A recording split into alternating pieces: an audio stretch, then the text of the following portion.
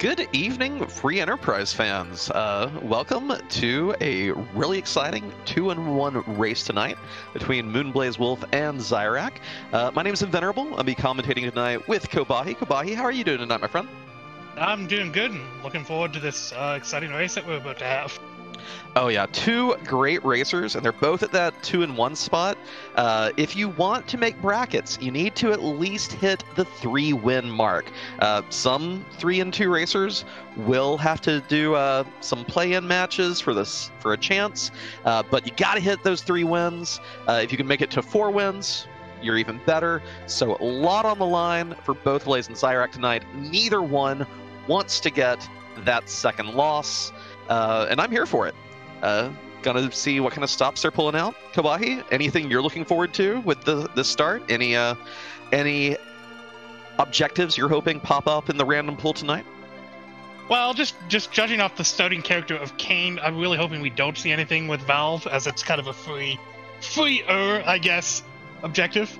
It could still happen, but I don't know. It's interesting to see with the 5 random objectives. Our runners could be having to go all over the place to find themselves the end of the scene. Oh yeah, and my personal favorite, just for the record, is anytime you get an early magma key, but you still have the launch the Falcon requirement, just that little bit of insult to injury. I mean, I think the best thing we can hope for is, what, a random boss that's in the CPU spot? Always cruel for the runners. So on the bright side, though, you know, the farther and deeper into the sea these racers have to go, the more chances each one will have to show off their particular techniques and how they can deal with everything, their own little style. As far as the rest of the booth, we do have the illustrious Scala Kitty handling tracking tonight, and we have the extremely chill Max Frost handling the restream. So huge shout out to the entire team. Hoping to give y'all a good show. And, you know, we should be catching up on the delay pretty soon, and hopefully get this underway shortly. Exactly. I don't know, with a Kane start, who are you hoping to see as a second character here? Honestly, Kane just kind of takes care of your melee situation out the gate. I would be happy either with a Palom or a Rosa, Porum, Ortella, anyone with a little bit of white magic, or of course, you know, just outright best black mage in the game. You're not that worried with a Kane start, but if you have even a white mage, you know you're kind of already set for Zeromus in the long run. Yeah, basically just hoping, you know, one of those early spots gets you a decent weapon that he can start pumping out some damage. Be nice and handy. Oh yeah, and that's another great thing about Kane. This guy can equip any non-holy sword, can equip any spear, can equip any axe. Doesn't get bows and arrows, sadly, but there's such a wide array of weapons for Kane. Oh, I even left out daggers, that you're probably going to find something that he can use to great effect early on. But let's see who this character and starting item are. Ooh, Edward. And a magma key. Well, there's half of what I desire. Come on, launch the Falcon, launch the Falcon. Let's see here. Edward, of course, is a very niche character. Newbies will hate him because of his low damage output, his low HP, just generally kind of bad, but has niche uses, especially by using that hide command that let you solo Zeromus, let you cheese several bosses with their scripts. So Eddie, not a bad addition if you already have that physical damage covered. Let's see what these objectives are, though.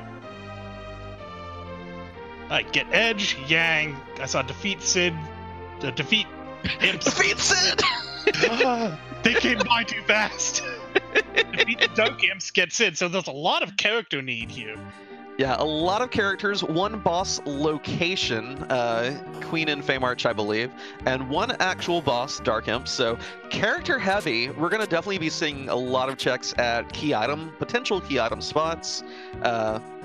And that Edge is always in a gated spot, won't be on either Hobbs or in Baron Inn. So gonna have to do a little digging. We do have Rosa in Baron Inn.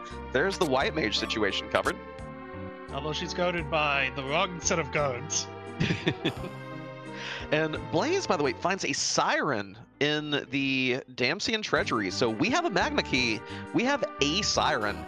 If we find any way to take care of an egg, we can have massive experience on this Kayn and get damage rolling very quickly this seed.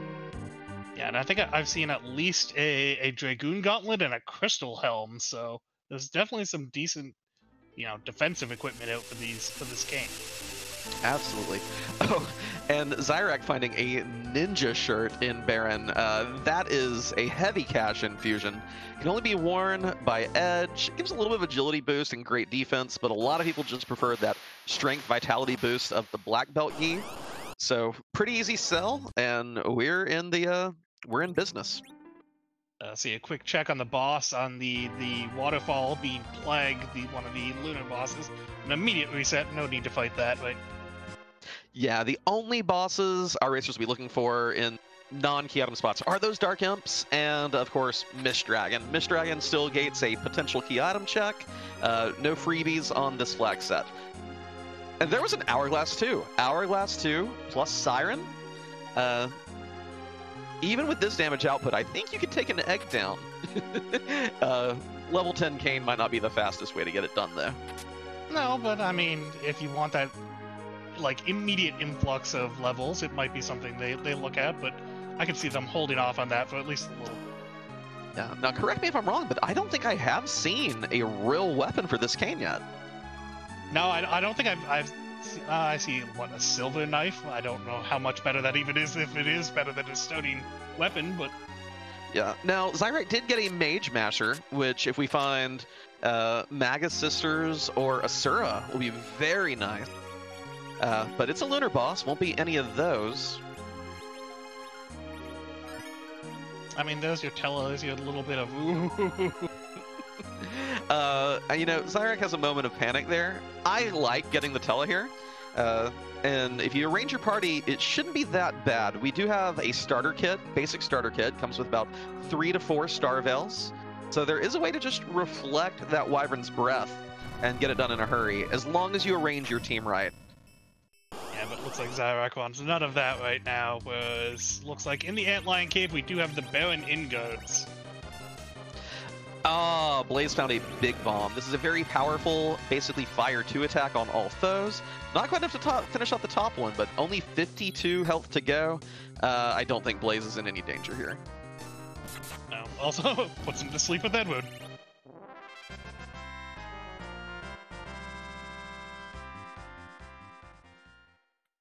See what he gets here out of the Antlion Cave, and it is an Oath Crystal, which could be actually very useful in this seed with, 3 objectives to get character. Oh yeah, you're nearly, probability says you're probably going to need to go there, needing Edge, Yang, and Sid, and then, of course, the Treasury. This is T standard, so no matter what chest you open anywhere in the world, the loot pool is the same, but it's such a dense check there. You have the 8 chests in the East Treasury, 1 in the middle pot, and then, 18 in the West Treasury? You could probably be done looting with a little bit of luck there. Yeah, and especially without having seen any weapon for Kayn at this point, it's quite possible that we might see that check pretty soon.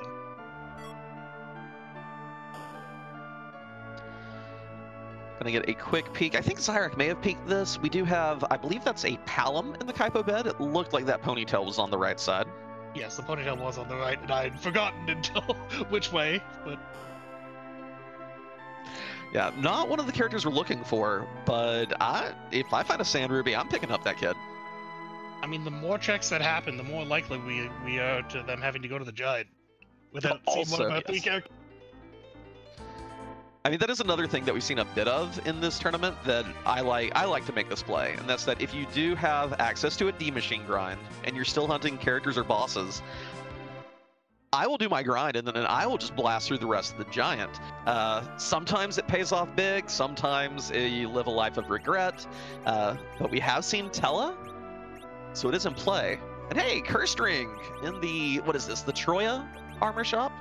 Excellent find. Yeah, very handy for agility manipulation reasons and otherwise. May even come into play with that Wyvern we see to get that Tella if they so choose. Yeah, Blaze is in good shape here, not having actually been up there yet. So if Blaze goes there, could get that Tele before headed underground. Zyrak, meanwhile, is breaking in. Go ahead. I didn't see. He either found a flamed spear or sword in that weapon shop that he bought from Kane. You know, a little bit of an upgrade, not what you're hoping for. Yeah, 14,000 for a fire sword feels a little rough, but when you've gone through the entirety of Antline Cave and not found anything, plus you got the Earth Crystal, so you know you're about to refill on loot anyway. It's not so bad. Or maybe, did he already loot? He must have already looted. No, he actually skipped the like. That's why I was wondering, like, buying that before you even go for that check. But it looks like we do have Zyrak in the underworld, kind of going for some of these gated shops, I guess. But they should be relatively the same at this point. But does see a poison axe that's very expensive. Yeah, and Poison Axe it's kind of like the worst of both worlds. It has the bad accuracy of the Rune Axe without having, you know, quite its strength, versus the Ogre Axe, which at least has good accuracy. What's a highway patrol pilot? I don't know. It's a highway that's actually covered by a plane. Blaze also, like, no everyone's scared of the dragons today. Breaks my heart. Decided not to take that route. Everyone just kind of seems to be going for a little more shopping here. Yeah, given that we have the underground access, would not surprise me to see our racers looking for Siren, Coffin, Hourglass, combinations of those to be able to go ahead and take an egg down and get a lot of power swinging. With the amount of shopping that's going on, I'm shocked to see that we haven't seen that, you know, Oath Crystal Armory check. It's a nice density of chests, and this is a pretty nice shop. Yeah, Coffin silk webs, and unicorns if you're feeling fancy. Oh yeah, yeah.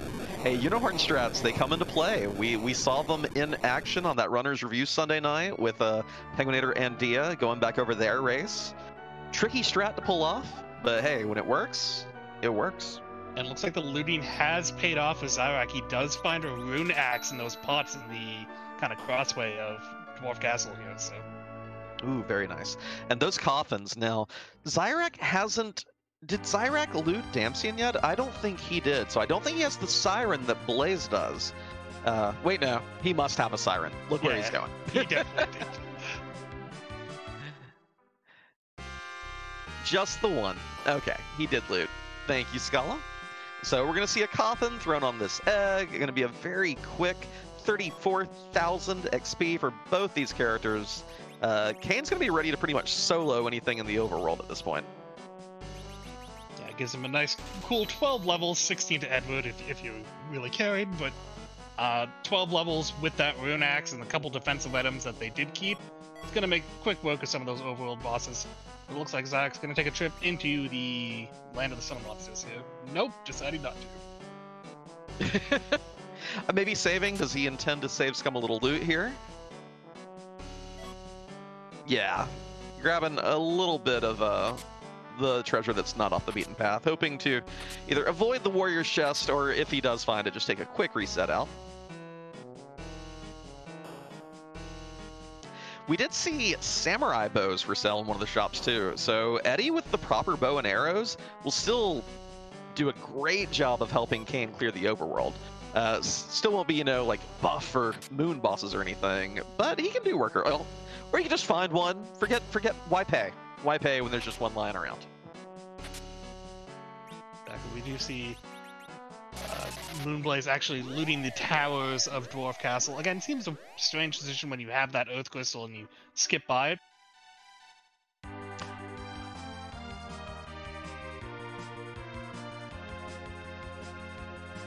Convenient exit here in Feymarch, because Zyrak did loot the very bottom basement first, so now doesn't have to walk all the way out to use the teleport tile. Luke the key for sealed cave access. I feel like it might be a while before we see anyone go ahead and venture into that. I mean, it is nice. You do get to see the key item before fighting the boss. But that's about as nice as it gets. That's the extent of it. We don't have a source of warp to quickly get back out, and it's just kind of a nasty spot in general. Not as hard as maybe some of the Feymarch ones, but still not that pleasant. Looks like one of the Mylons and Rubicante hanging out in the Feymarch. I believe it was Rubicante in the Queen spot. Yeah, that is the Queen spot. It could be Ruby, it could be Elements, and then of course the other one could be either Mylon or Mylon Z. We have Gungnir spears for sale in Feymarch, so Zyrak very carefully deciding what to part with here. Definitely wants that weapon for his cane. Great vitality boost, decent accuracy, especially compared to axes, and pretty good damage. Definitely worth spending that 66,000 on, in my opinion. Also picking up a Dancing Dagger for his Edward to give him some semi-respectable damage, I guess. Well, he'll be chipping in for about 300 a pop that way at the overworld fights. Not shabby.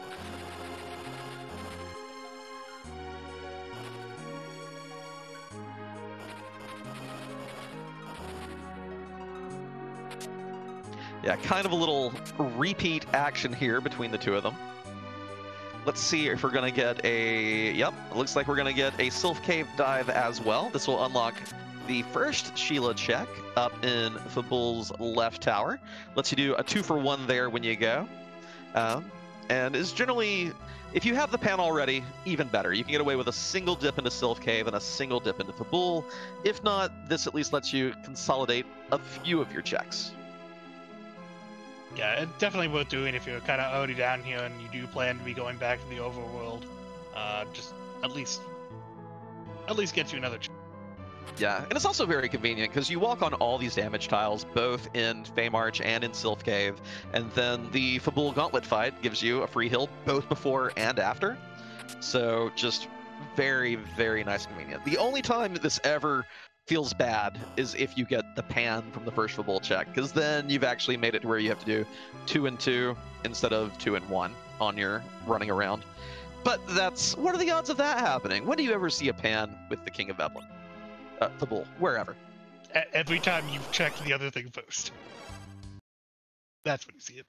But no, we do see Zyrak heading straight for that Fabul Gauntlet fight. We'll see what ends up being here and what he ends up getting.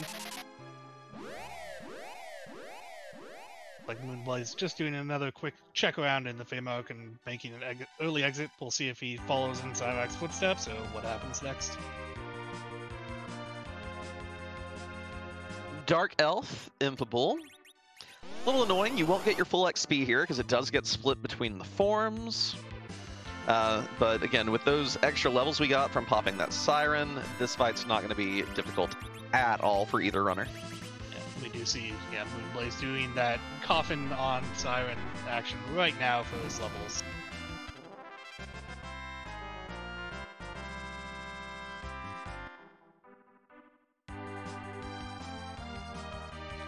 This hit from the Gungnir should seal it. There we go.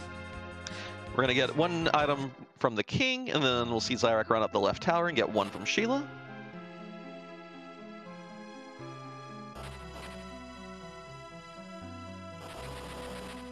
Pan. It's a power shirt, which actually is pretty good for Kate. That's what, plus 15 strength. It's not going to give you the defense of the heavier armors, but with the levels we have, we just want to go fast in these overworld fights, and having that bonus physical damage will definitely get the job done. Yeah, definitely a significant upgrade over the iron armor he was wearing. It looks like Sheila 1 is going to give us a tower key. Always nice to see. It removes you having to worry about gambling on a keyless tower dive, which I'm a fan of the play, but a lot of people don't want to risk having to double dip there if they can help it. So very nice pickup. I'm sure we'll see Blaze coming right back around and doing the same thing. Just now, Zyrak, did not like the sign of that Tella earlier. We know there's a Rosa in Baron Inn. We still have a lot of places available to us. I wonder when he's going to get back and grab that Earth Crystal. Forgetting the Antlion Cave can be very dangerous. Yeah, definitely. We still have one chase boss. I feel like that might be one of the last things our runners kind of worry about in this particular set of flags, or I guess set of challenges, with only one chase boss and a bunch of characters. I feel like prioritizing those spots for character checks is going to come up earlier than... Oh yeah, like you're probably, well, you always hope at least that you're just going to run into the boss naturally along your way. So yeah, likewise, just I would focus on those unlocks, and that Earth Crystal I think is very, very big. I really hope Zyrek doesn't forget Antlion Cave.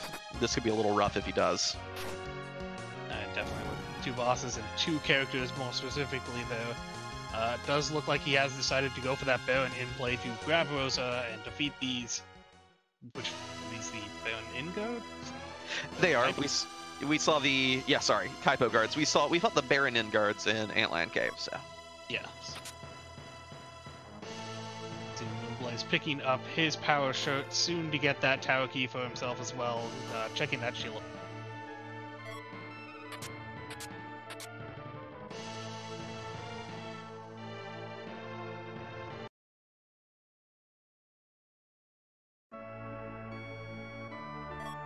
See a Dark Knight Cecil hiding behind.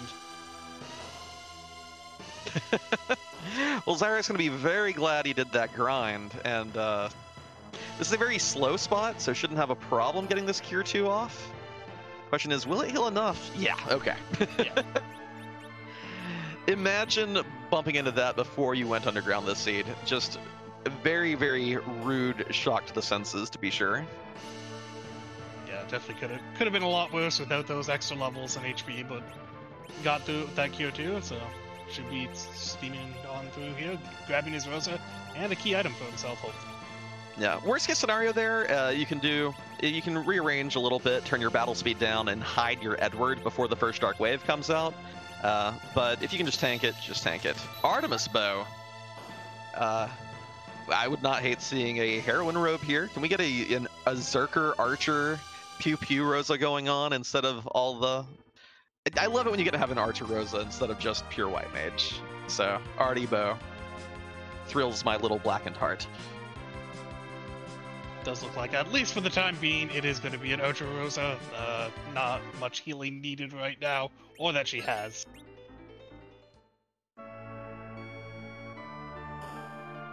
See if Zarak remembers the Antlion Cave, or if he does head to the Underworld or so right now.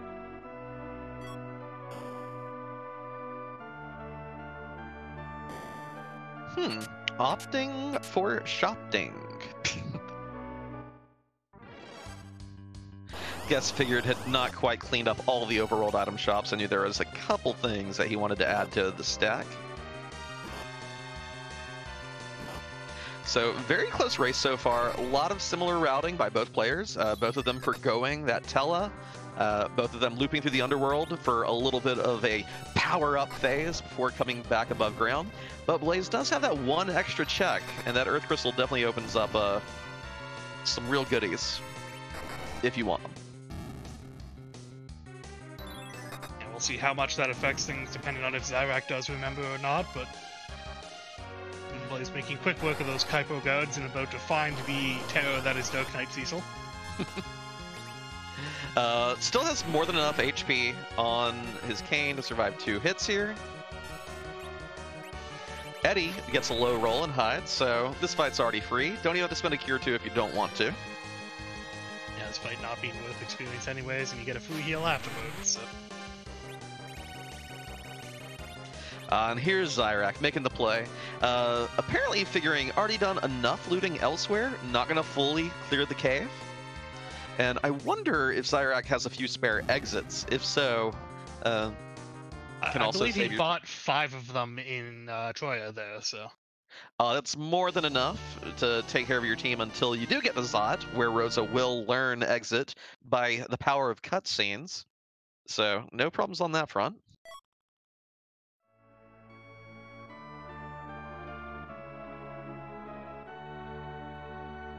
It's like Moonblaze has gotten his Rosa and his Artemis Bow. We'll see where he decides to go next. That Earth Crystal at this point is looking very tasty. Yeah, absolutely. The only thing that would make me delay that would be wanting to get a little more health, a few more levels on Rosa, perhaps. But honestly, I don't think I'd be that worried about it with how powerful this cane is at this point. Looks like he's gonna do the boss check in the Mist Cave to see if this is the Dark Imps or possibly the Mist Dragon itself.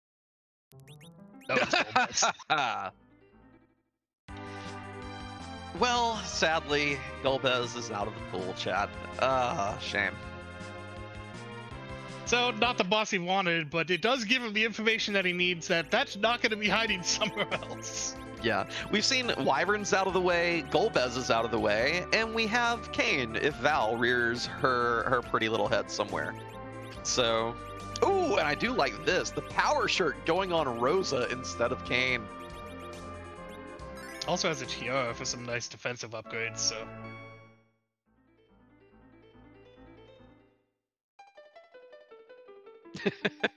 This may be in the chat with wisdom. Mist Cave does not block progression. So when we do hit the bracket phase, this flag set's going to change a little bit, chat. Notable differences are both the standard treasures and standard shops are getting bumped up to the pro tier. And instead of having all 12 characters, you're only getting 7 with no dupes. So all of a sudden, that Troya treasury that both our racers have no respect for is going to be a big ticket loot fest just because of how the pro flag distributes it. Yeah, because I believe the pro flag, due to the gating of the chests, will upgrade. Yeah, seeking to have a balance there between to where when you get the Earth Crystal, you're still tempted to go make that hike. So a chance at some high tier loot there. As standard though, I get it, but it just feels so disrespectful. All of that beautiful treasure just sitting there. So interestingly enough, although a slightly bit of variation, we find both of our runners in pretty much the same spot here. Moonblaze just slightly ahead in the tower here. Finding Odin in the Mega Sister spot. You know, this could be... there's a lot of HP here, because you do have the HP of all 3 sisters combined, but we're seeing good damage. The question is, how nasty is their spell power here? I feel like I've not had to fight a magical boss here that I wasn't severely outclassing already, so I'm excited to see this Zantetsuken swing come out. Yeah, it's probably both one of the only times our runners might have been hoping that they had lightning arrows. We do have Eddie on the team, though, and if we have even a single Thor Rage, there is a way to beat Odin, just taking advantage of his AI. So it doesn't look like we're getting through just on sheer DPS alone. Oh, Kayn lives through the hit, though, so that's very nice. Yeah, not too much to worry about here. Their extra levels for Underground will be enough to get through this fight. No shenanigans required.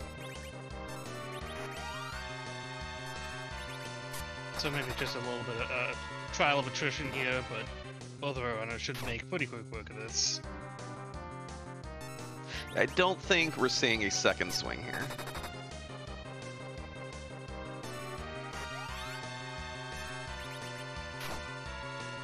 And Zyrak gets a little lead here. The using that Gungnir Spear to great effect, instead of having to just jump, gets to the fight first. Yeah, I'm not sure which weapon. Ooh. And Odin hits Kayn with his Zantetsuken for exact 531 damage. Very rough to see. Eddie comes out and gets bopped, having to take the reset here. Gonna have to reconsider how to approach this fight, it looks like. Yeah, we can see that Moonblaze only has a fire sword for his Kayn here. So that being a huge part of the difference, it looks like he might go for the Rune Axe. Would not surprise me. It's a big upgrade. It does have the accuracy issues, but turns down battle speed. And hey, we finally completed one of our objectives. There is a Sid, so number 5 is off the checklist. And Sid's a pretty great addition for Zyrak here, because Zyrak did buy that spear. She'll let his Kayn have a different weapon, which means that Rune Axe can go right on Sid. I honestly wouldn't hate giving him the Artemis bow here even, and putting Rosa on White Mage duty finally. Pretty good options. And of course, Porom having a backup white mage here. I don't think we saw Bacchus Wine for Cell Underground, so having 2 sources of Zerk going forward can also be pretty handy. Yeah, definitely not the worst pickup in the world. I mean, Sid, if he wasn't part of one of the kind of challenges, I don't know if I'd be too happy about him, but... Well, we do have a cursed ring, and our racers were unwilling to get Tella, so worst case scenario, Sid can end up just being a massive HP pool with a cursed ring on. Which ain't the worst thing. Yeah, we'll find the dolls in Valvola spot. Looks like he's just going to try and throw out a big bomb, see if he can take care of all of them. Yeah, because you run the vanilla game. Val has what, 6,000 HP? Is that about right? Something like that. I don't know. In the vanilla game, this is like the worst fight because it's so tedious. Oh, Zyrak decides whether or not to throw that hourglasses. Does get the big doll. HP here is split between the 6 small dolls and the big doll. The bulk of it going here. Really unfortunate to see that big bomb didn't get the finish.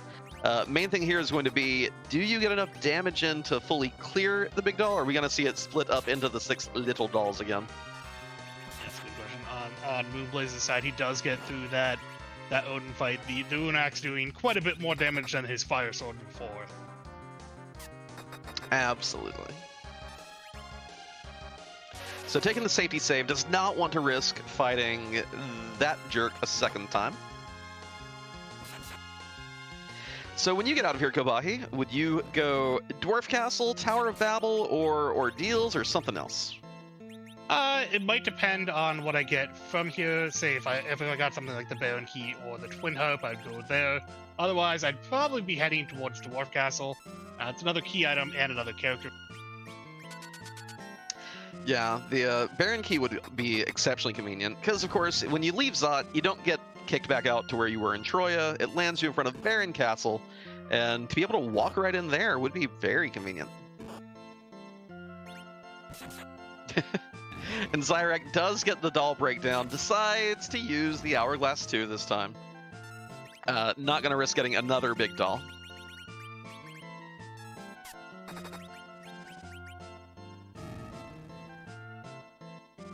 And here we see, again, the kind of okay.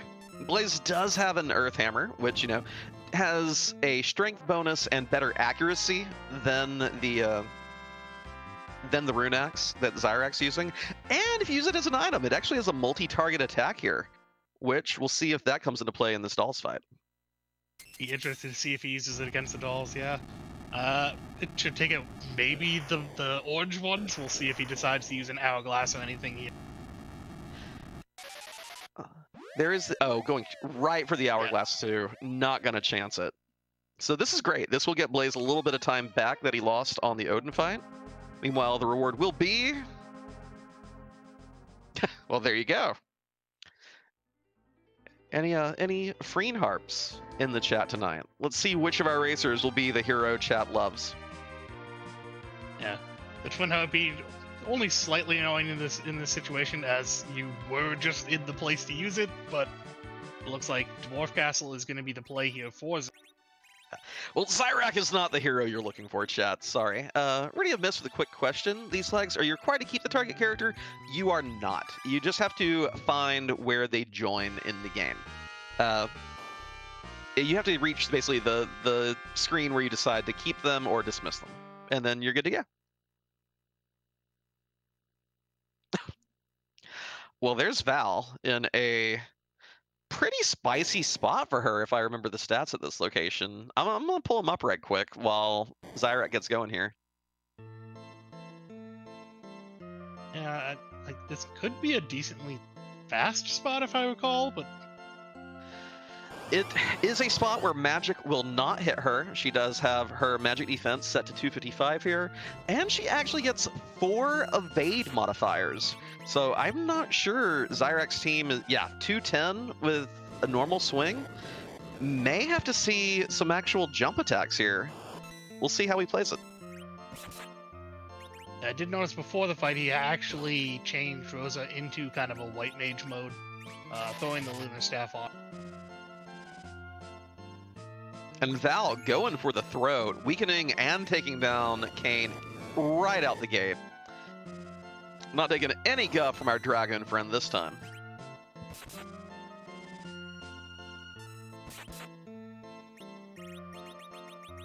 Yeah, even with that accuracy boost, Rune X Sid not getting damaged through her spin, and that's a reset. So not wanting to deal with that situation right now. We'll see what Zyrak goes for here. May go for that tower play, hoping for some easier bosses. Looks like that. Yeah, I like this a lot. The boss fight up at the top will, as long as it's not split, will give you about 26,000 XP. Very nice infusion of levels, plus whatever key items, or other loot you get from there and the tower room. I like this, especially again with that Valvalis where she was. Yeah, and the super cannon is usually a free fight. There's a couple things that could give you trouble, but I think even most of those are out of the pool at this point. Oh yeah, Wyvern and Golbez, both gone already. I can't think of anything. I mean, you could go into fight at low HP and get hit with a wave from Leviathan or Ogopogo, but just don't go in with low HP. You got your white mages. And I believe we've also seen even Kenazo, who wouldn't even be a problem there.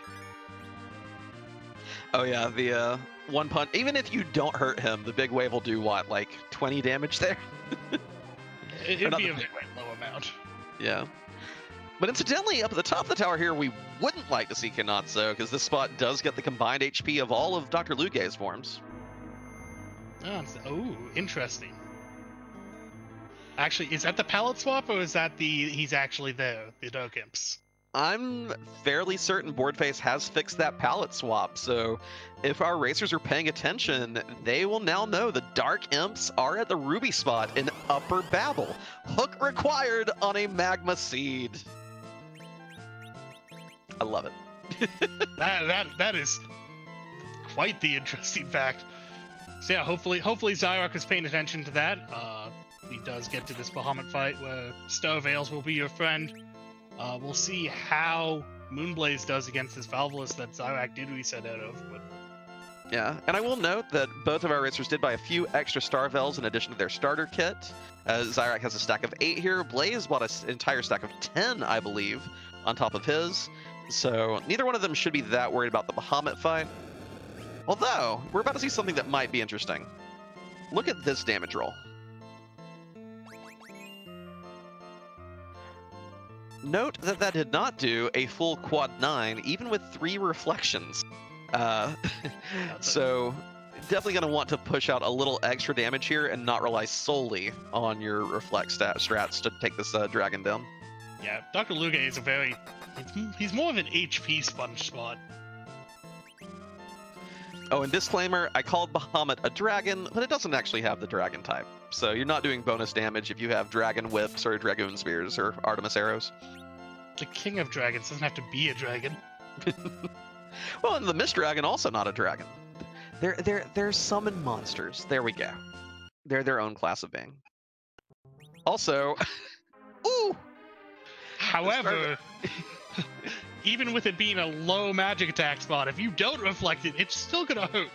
Yeah, and with the with how much faster the team is, like this is also a pretty slow spot if I remember correctly. So those Star Bells are not lasting the full fight. I am surprised to see the reset though. Eddie was hidden there, and could have brought the team back up and still won through attrition, I would think. Yeah, and not even a change to say. So I don't know if Zyrak bought a co-string. I'm pretty sure Moon did, but I don't remember if Zyrak ever bought that. Oh, that's a good point. That may make this another one of those spots where Blaze has the advantage once he actually gets up to it. We do see Blaze grinding through this Val fight, taking advantage of Kane's jumping. But the problem with having to do this fight this way is that Val gets a lot more basic melee attacks when you're breaking her spin. She gets one when you break her out of it. She gets another one midway through it. I think she gets one more right before she starts her spin, perhaps. So, Blaze's team looking a little on its last legs here.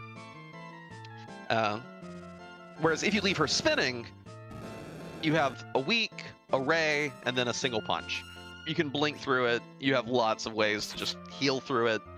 Val can actually be surprisingly dangerous if you have a cane.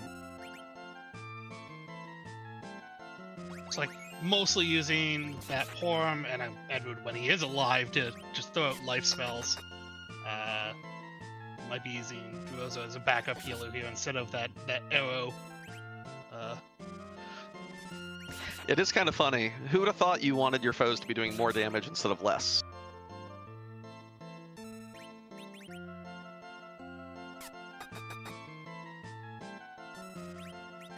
So kind of two simultaneous battles of attrition here.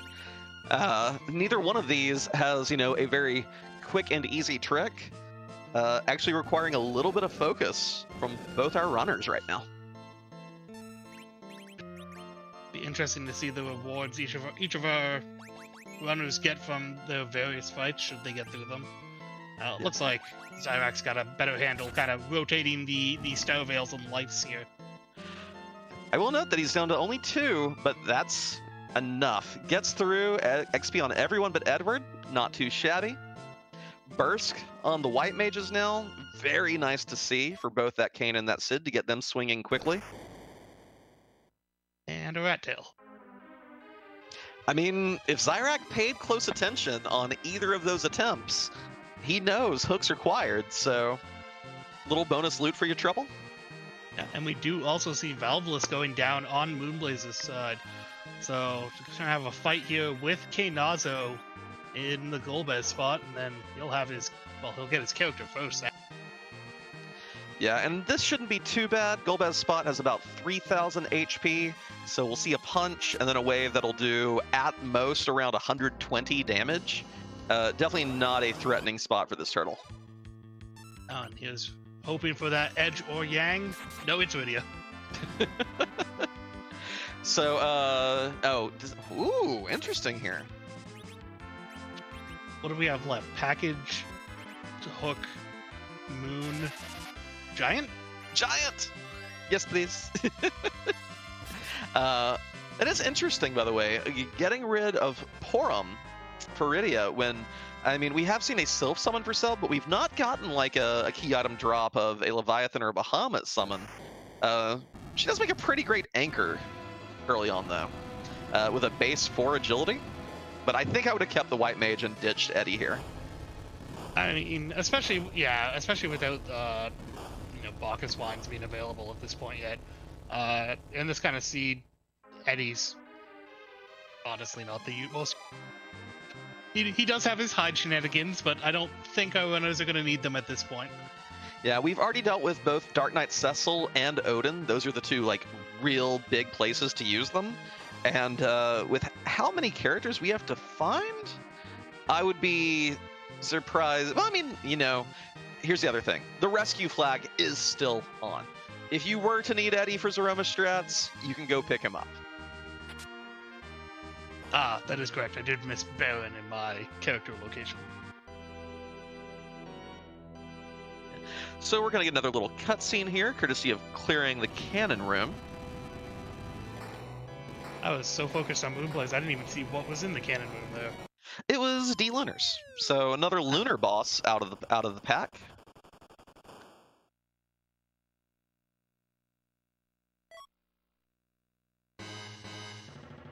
Oh.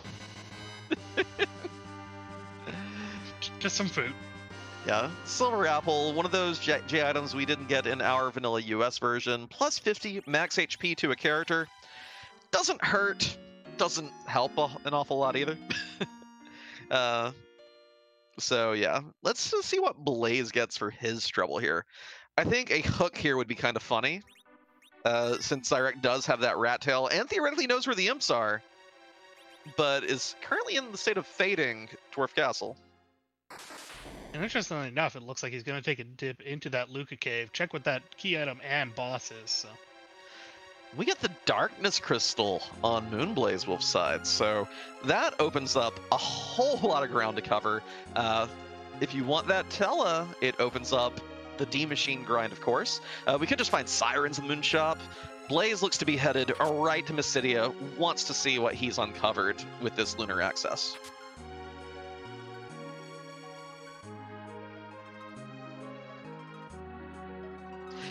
Yeah, our tracker pointing out in chat that it does send Blaze away from the tower, but the only thing Zyrak really got out of the tower was a little bit of knowledge. Did not actually, you know, the rat tail admittedly could end up being a key item that gates one of our characters, but it doesn't actually open the way to those dark imps on its own. No, but I mean, the knowledge of those dark imps is, well, it is very, very good, as it'll allow you to know that, you know, you don't have to go looking for the boss. That's true. It could create a situation where one of our racers only needs the hook, finds it, and doesn't full clear moon, while the other one could end up doing the full clear situation. The good news for those who lack that knowledge in this situation, for Blaze, is that if you're still desperately trying to find your edge and your yang, the hook's probably going to send you to Cave Evelyn anyway. And then when they're... Wait. Don't reset, Zyrak. You got a boss to peek. Okay, good. You remember. We may know where Dark Imps are, and Zyrak should know as well, but D-Mist loves to show up here. No. That's not the Yang we're looking for. No. It's get Yang, not fight him. Oh, okay.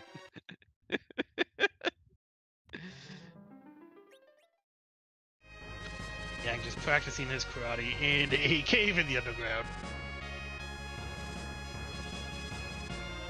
We are going to get one of our, I guess, 5 remaining unknown character checks here in the Lunar Palace.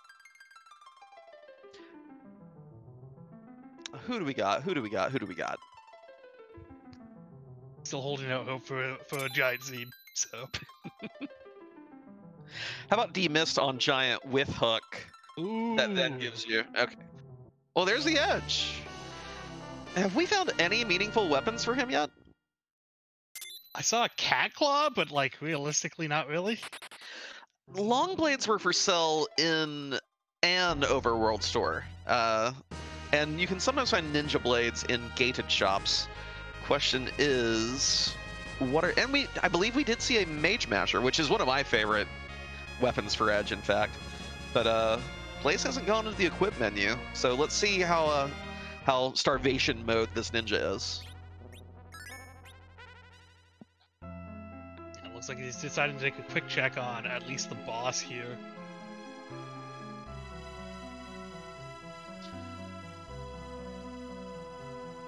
As Zyrak has returned to the Dwarf Castle to get revenge on Valvelisk, a few extra levels on his characters from those tower bosses. I'm not sure revenge is going so hot right now. Also, this is kind of cheeky. That is a CPU at the Bahamut spot, which I think is not that bad a spot to find, in my opinion. Bahamut spot is tied for the highest physical attack in the game. So having a boss there that only does fixed damage is pretty nice to see, and I don't think it's that high of HP either. So, little rude, but not the worst it could be. But definitely something Moon doesn't feel like he wants to slog through right now with his characters and levels. Yeah. We've still not seen that Edge equip screen. Tell me you got a Ninja Blade floating around. See, and this is something I was a little afraid of for Moon. He might be on that boss hunt at this point. Oh, he has a full moon. Full moon and has... Oh, okay. Fancy here, swapping out the full moon for the long blade for the little bonus accuracy after getting the back row glitch activated. Yeah, like I was saying, without doing that tower, this might be Moonblaze kind of looking for those dark imps. Although this could still lead to that hook, which is required to get to them. So it may pay out in the end, but we shall see. And we could even see D-Mist here. This could end up being a 2-for-1 on key item checks. And with Blaze's team, none of these bosses are really going to take long. So there's definitely potential for some rewards here, but I mean, with the information we know, it is a bit of a long shot. Yeah, just again, by virtue of the sheer amount of knowledge we have.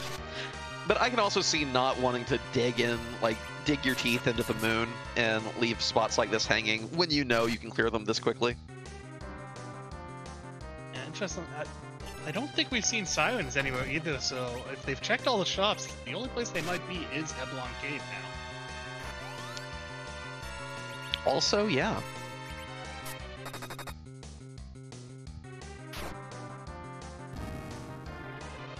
The thing is, if you get the hook here on Mount Ordeals, in Moonblaze's position, do you go for the shop and the character and leave? Well, if you get the character... Yeah, if you get the character, you see the Dark Elves, so yeah. Well, as long as you don't do what I do, and that's when you get so excited over the character that your mind, you just tunnel vision on them and you don't even realize who the boss is. Nah, I've never done that, ever. Totally never. Like, I'll dive there early on a seed, see Sifu hanging out, and then I'll be like, wait, who was the boss? I think I've done that with the boss that gives you a key item at the beginning of the game. Oh, no one ever remembers that fight. Fun question. Do you remember who it was this seed?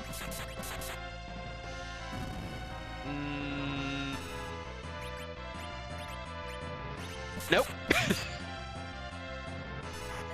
Don't worry, neither will I. I was asking you because I wasn't sure. Oh.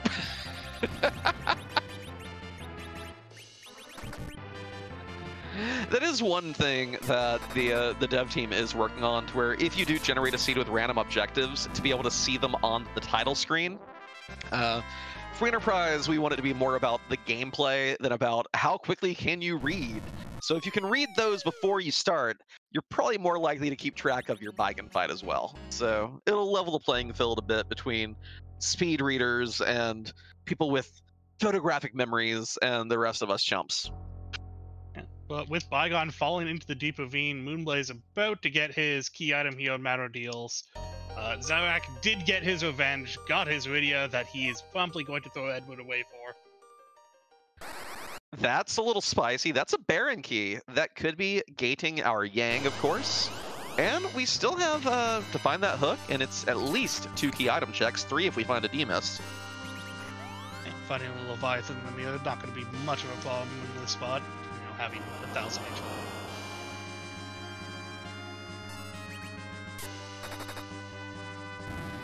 So Blaze, I would assume you just have to commit to this Baron key at this point. You have to think, my opponent... Well, actually,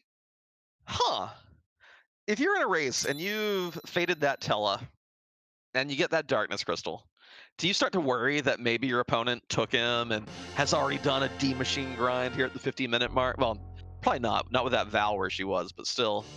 The metagaming would be tearing me apart right here. Yeah, there's definitely an interesting scenario. I mean, in order to have Tella be able to do the D-Machine properly, he would have had to get the Baron key as well. It's interesting scenarios. At this point, I would go for the Baron key. It's a relatively easy check with a character and another key item. Possibly 2 key items if you feel spicy enough to do that throne fight. Oh yeah.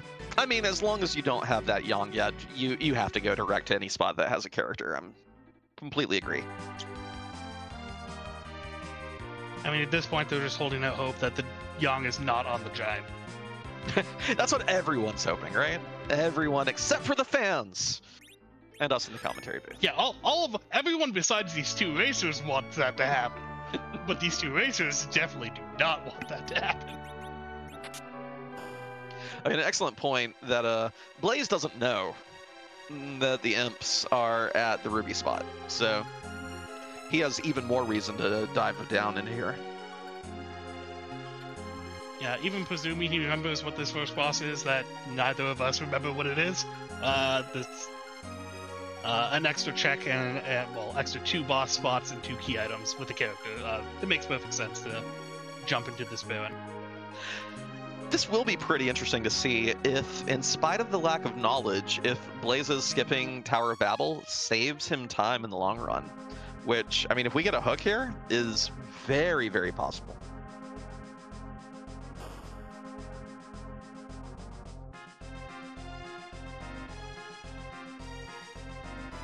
Alright, time to see what this first boss was again. Oh, it's Mom Bomb. Oh! Mom Bomb, of course, being a little annoying, doesn't just have the base HP of the spot, but has 10,000 piled on top if you want to get the direct kill. Otherwise, you have to wait through an explosion, clean up the baby bombs. But honestly, if we get some Zerks going on here, it wouldn't surprise me to get the clean kill instead of waiting on the babies.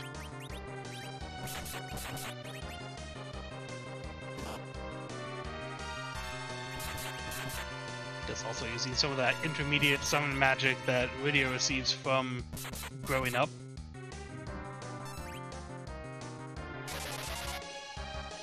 And looks to be striving to afford a rune ring or two here. That's the only piece of gear I really saw of note in this armor shop. Well, there are only 2 items anyway, and the other one I already forgot, so go figure. Oh, diamond shield. Ends up picking up 1 to throw on. It's like Rosa here. Rune ring being giving a +3 to both spellcasting stats, as well as having pretty decent magical defense. So, not a bad pickup. Kind of pricey, but I get it. Blaze takes down that mom bomb, heads right into the throne room.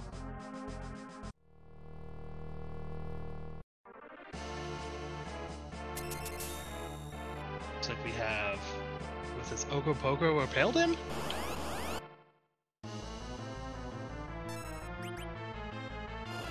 Oh, yeah. Gonna be very happy to have a team around level 30 here with all the weapons and heavy hitters we've got. Would not want to be fighting this thing at like level 19 for certain. Yeah, for those just hopped in the chat, yeah, we do have a hook required on a Magma Key Stoat. Interestingly enough, the Dark Imps are in the Rubicante spot, so definitely some interesting things going on.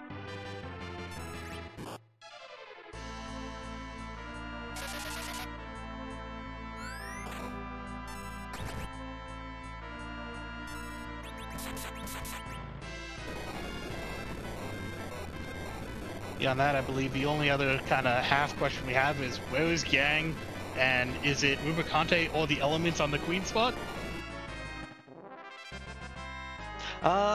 Did either of our racers actually peek that to confirm, or did they just look and leave? I believe they both just looked and left, so... It's elements? Alright, it's elements. Oh, that is not a Young, but I don't think Blaze is gonna care. Well, goodbye, Rydia. Give me that charm rod. So, having Fu online definitely makes you feel good about fading Tella. We should have seen enough bosses at this point to where he should know pretty much all of his spell suite. And yeah, he's going to let Blaze clean up a whole lot going forward here. We'll probably get a very quick peek at who this Baron basement fight is. Yeah, definitely with that Foob, I'll be giving you the extra kind of confidence to go down there, check that, and be able to take care of it as well. Whereas I do see Zyrak going to the moon, probably a character check, maybe a shop check, and then we'll see what Zyrak decides after that. Yeah, having faded the Tella and not knowing where that Fu is, Zyrak is undoubtedly hoping to see Sirens here. It's like Baron in pot leads to the pass. And Fu 1 level shy of max HP, but does have the full spell suite already, because J spells are not turned on.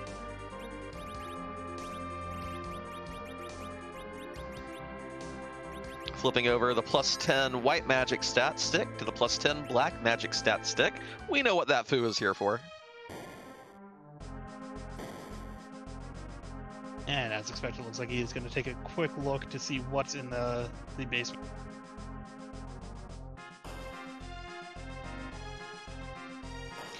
Okay, so again, just spitballing here while our racers are walking to and fro. What if Blaze does get the hook here and goes for it? But then what if the rat tail gives, like, the package and that gives Yang? Ugh. Oh, God. Oh, bonus round! 3 for the price of 2 here in the Baron Castle.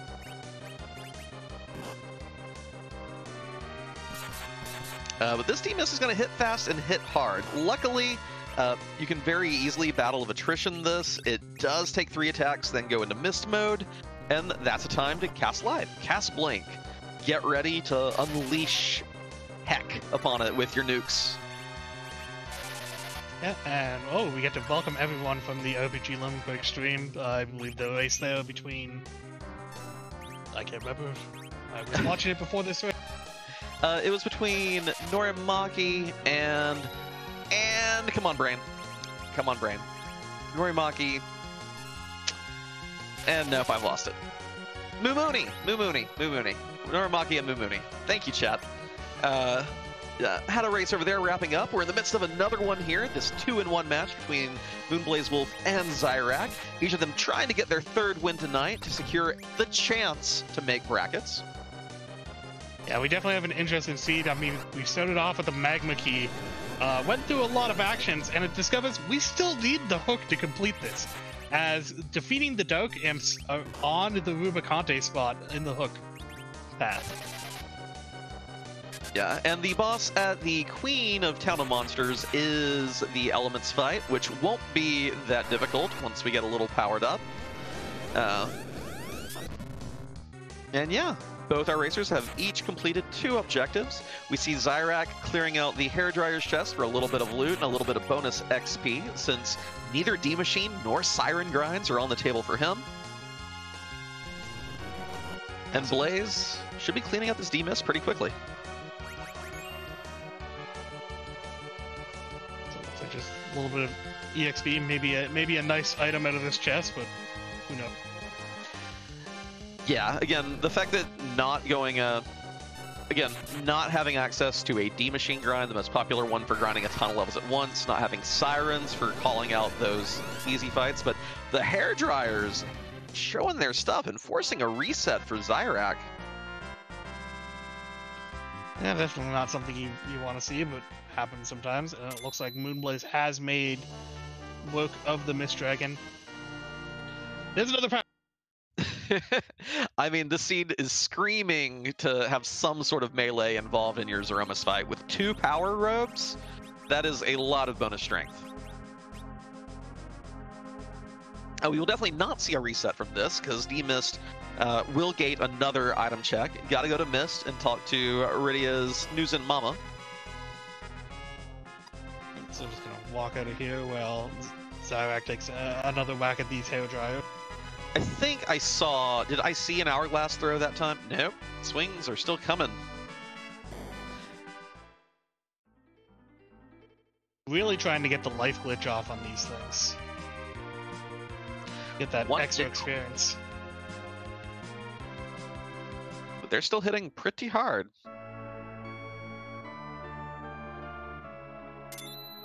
Meanwhile, Rydia's mom gives... It's the hook.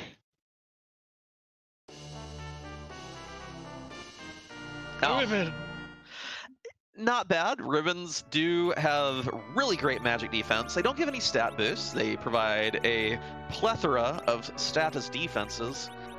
But not the kind of stuff you were hoping from dealing with that fight and getting 2 rewards. So Blaze now has to decide Moon, Baymarch, that sealed cave check, Twin Heart, or Tower Babel. Oh, Twin Heart, please!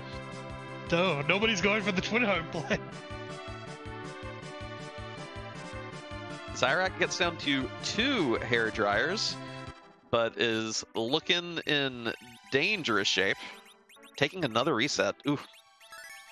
Yeah, it's a lot of time spent for Zyrak trying to get this experience here. This is kind of one of the fascinating things about the 4th edition of Free Enterprise, and that is the fact that hourglasses are rarer, they're more expensive if you do find them in a shop, and a lot of these trap chest fights that we took for granted up to this point, not so free anymore. Actually requiring a little bit of finesse, a little bit of luck to get through, rather than just freezing everything in time and beating it up. Yeah, well, we do see Moonblaze kind of going for that Luca Cave dive.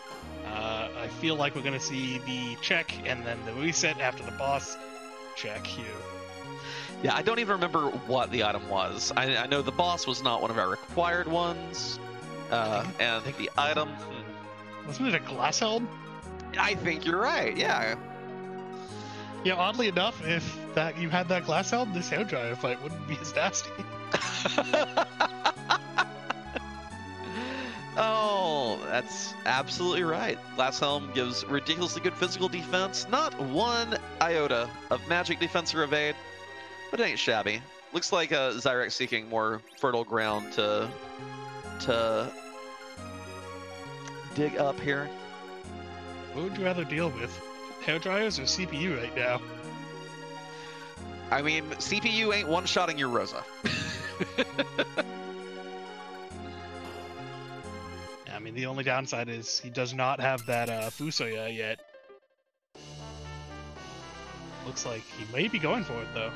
Making the hike, making the hike.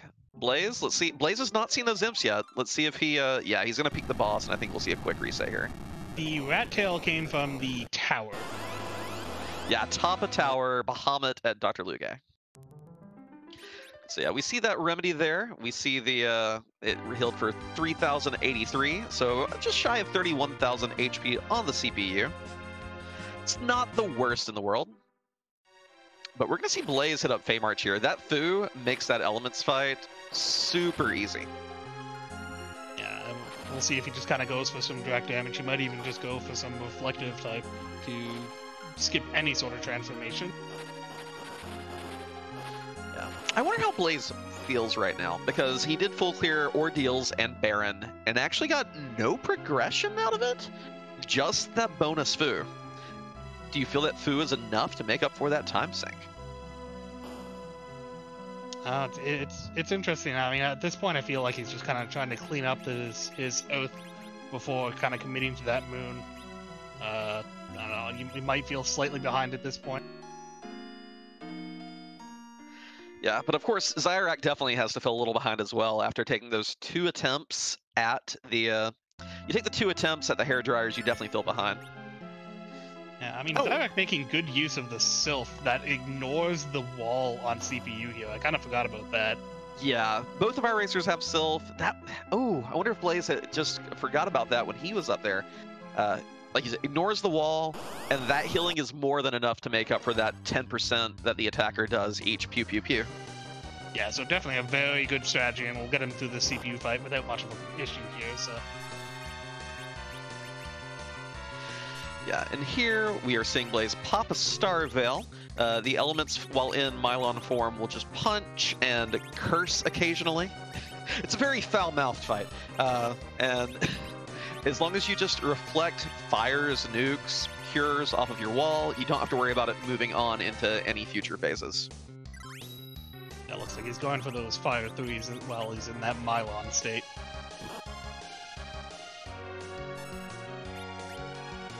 But ooh, I swear, Boardface has added advanced AI to this game. It knows who the important character on your team is.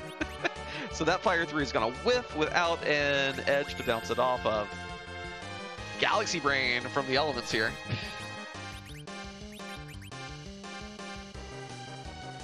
FBL, I think that if you have an easy character spot hanging, you ignore it, you run a huge risk. But the time it takes to full clear Ordeals and Baron Castle, I think makes it a little more marginal in this situation, to be quite honest. Just a little bit, not a lot.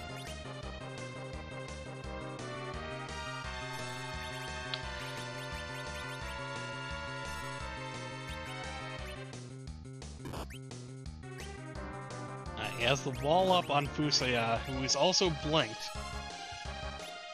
Well, the one problem there is that you can't get your blink back up until your wall is gone or you are. So, anyway, here's one Fire 3. That'll do 9999. Pow. And one more direct will clear the spot. It has 23,000 overall, but this form of the fight has a little less than half that.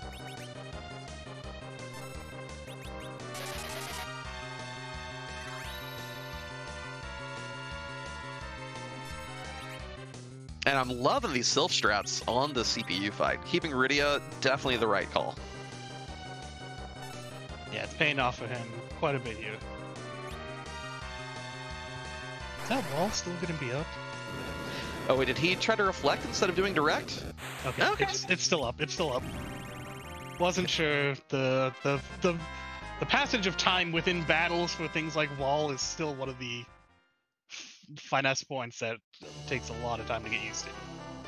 And with that, we get an Excalibur and objective number 3 done for Blaze, but Zyrak here has only the attacker to go. Yeah, we may not have seen a Cecil yet, but Edge can still throw that Excalibur for some beefy damage. A little bit of inventory management, the actual final boss of this game. Showcasing a little bit of the rewritten NPC dialogue that Rivers and Board put into the game. Little Inspector Gadget reference. Zyrak taking out that CPU, getting a Legend Sword for his troubles. It is a key item that brings him up to 3, 6, 8. So not quite to the 10 for double XP yet, but a little XP infusion for the team, which we know he wanted that. That's why he tried so hard at the hairdryer fight. So not shabby. Yeah, I think we know the Sand Ruby character is a twin giant hook and package. Yeah.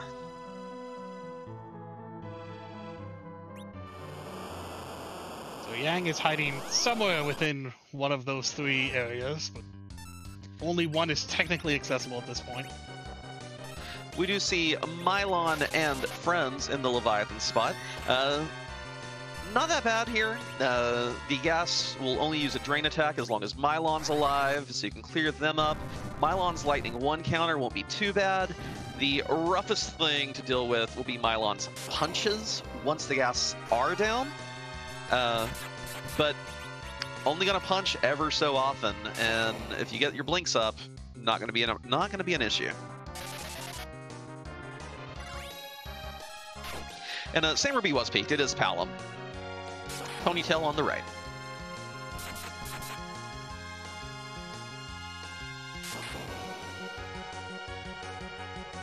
We have Zyrak actually going down for some of these moon bosses at this point. Well, we've not seen Water Hag yet. We've not seen King Queen Evelyn yet. There's a decent chance at having a pretty free XP infusion down here.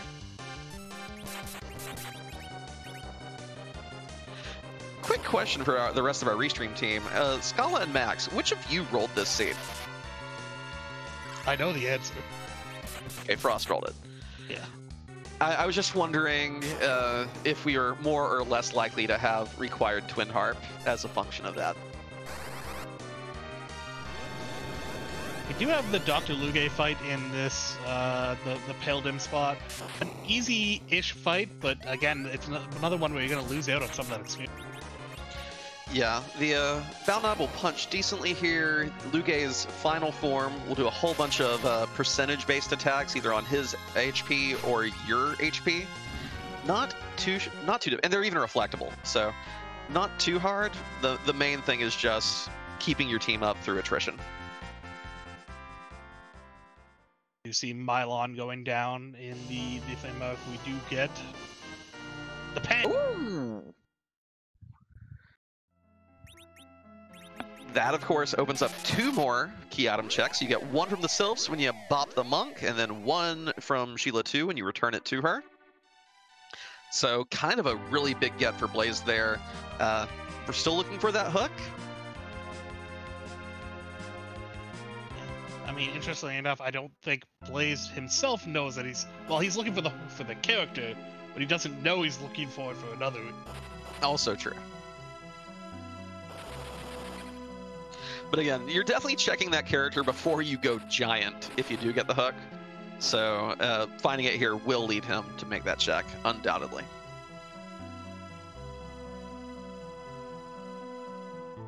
Looks like we do have Zyrak in the second part of the Dr. Luge fight now. Contemplating what to do with his first action here. We know poison's coming. We know there's going to be lasers and beams and emissions.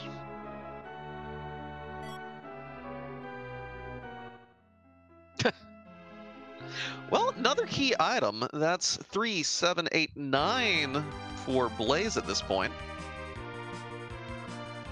Now, do you think he's going to tone in the pan, or do the... Yep, no.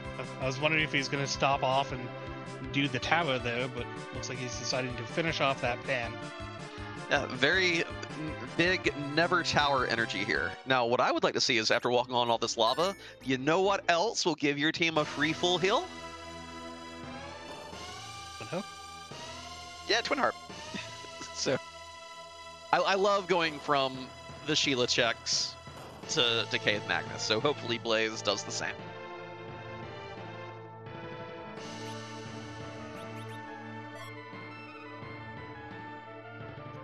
Ooh, the package. That is one 10th key item. In another sense, it's another character check here. Yeah, so that's going to give Blaze 10 key items going forward. Double XP from everything, and I'm pretty sure we're going to know very soon if that's where Yang is hiding.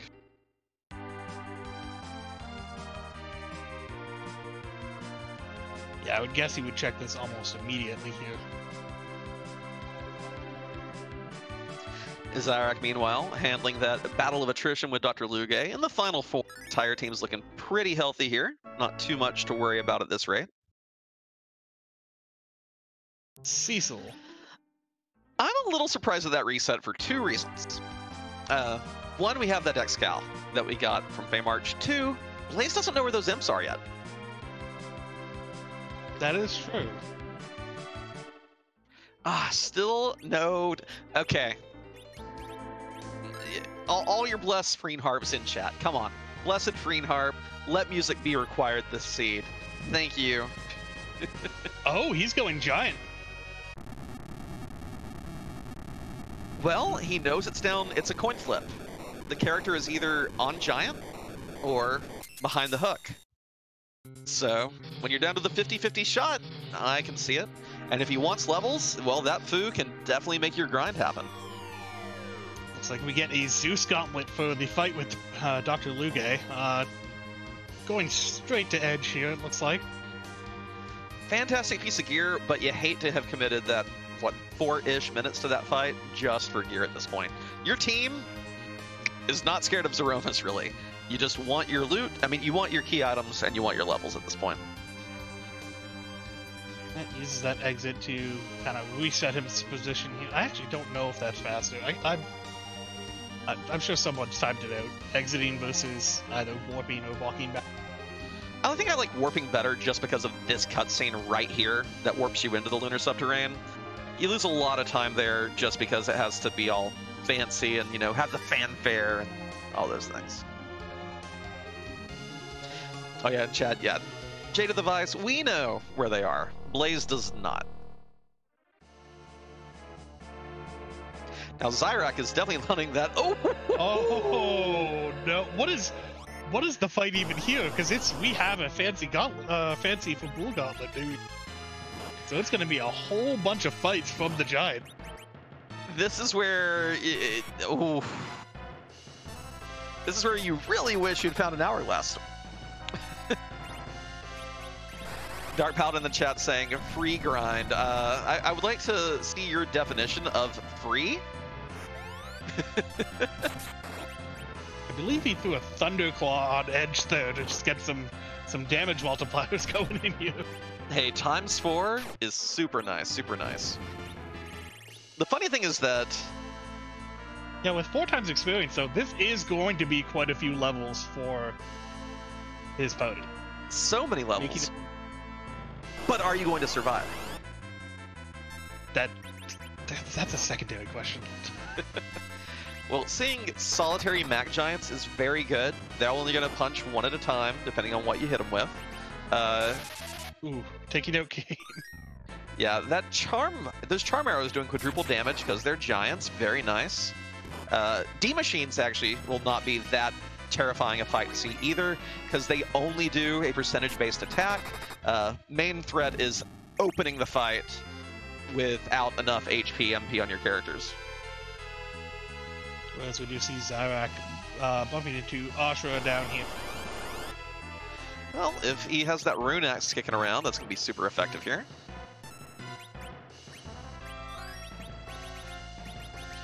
I'm guessing Blaze's Sid is at exactly 0 agility right now, which causes everyone in combat to act at maximum speed, because otherwise I don't think we'd see that Sid going first. quite possible. I mean, very likely given the scenario. I think the main worry here for Moonblaze is going to be kind of his Fusoya's mana pool going through this to keep his party alive versus doing some damage in these. Absolutely. Zyrak here has set up the double Star Veil trick to get Asura walled off.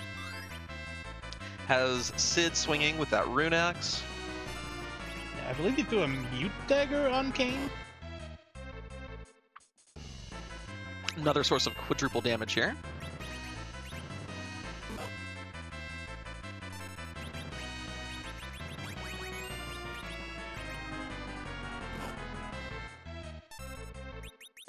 Yeah, these characters in the front row are definitely taking quite the amount of damage from these Mac Giant hits.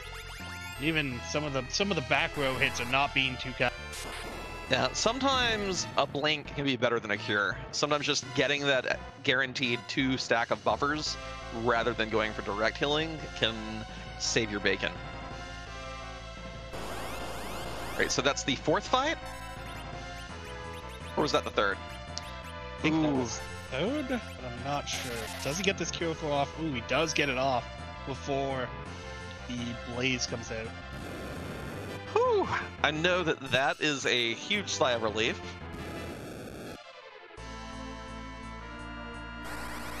So casting a weak with his Fusoya here, the queuing up an attack, so that should take care of this fight. Ooh, another fire though. Yeah, that edge is gonna drop. Oh, Jumping he jumped instead of swinging was... Oh, that's dangerous. That's dangerous. The jump lands in time, though. Entire party's up for the XP here. Whew. So if he can survive this gauntlet, he's going to be in a fairly good position with all the levels that he's got. It's just 3 more fights. Needs to get a Cure 4 off here and get it off quickly. Deciding to go with a blink on edge here. Oh no, that was a burst. Oh, was that? Yeah, wanting to get that Thunderclaw damage swinging. Oh, you're correct. I saw B and assumed blink because, you know, if he gets hit, he's going down, I think. But yeah, that's 6,500 damage, and he does survive the hit. Yeah, luckily, the back row Mag Giant will be doing reduced damage. Any enemy sprite that is completely behind the frontmost enemy sprite will have itself marked as back row. So a little reduced damage there. Cure 4. Blaze has this in the bag. Life off too. Oh, fancy. And a Leviathan summon and a Spoon for that Asura fight. So that Spoon, 3, 6, only 9 key items still for Zyrak, but it's a big infusion of power for his Rydia. Yeah, sadly he only had 2 characters living through that for the experience, but I think getting through it he'll be happy enough, whereas Moonblaze has finished off this giant... Yeah.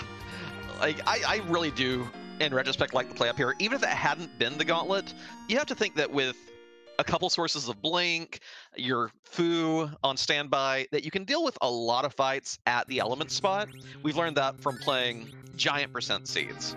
And having that XP infusion would have been great anyway. For it to be in the form of the alt Gauntlet is just icing on the cake. You're still going to feel bad if this isn't your Yang, though. You're still going to feel bad. Whereas we do have the Pale Dim on the Plague spot, and we get some Mega Sisters in the CPU spot. I don't know what the CPU stats are, actually. The magic's not... Besides... Oh, sorry, go ahead. Oh, no, I was just going to say, besides, like, the health value from playing the vanilla game, I don't know what the rest is. Ooh. The magic's okay.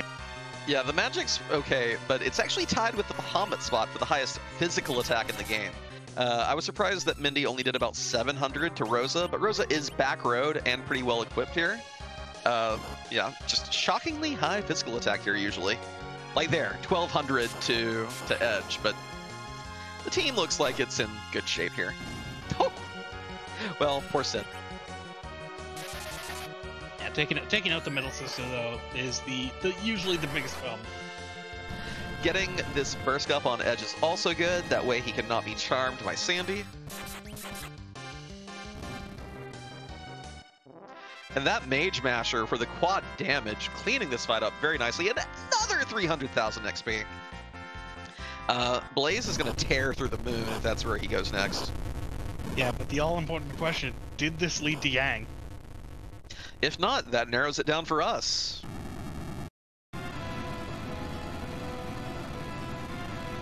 It's another. Duplicate Edge. Objectives 2 and 4 both lie behind the hook. And the hook is somewhere on the moon. This is interesting. Oh no, it could still be behind Harp. Harp. Come on, Harp. Put Harp.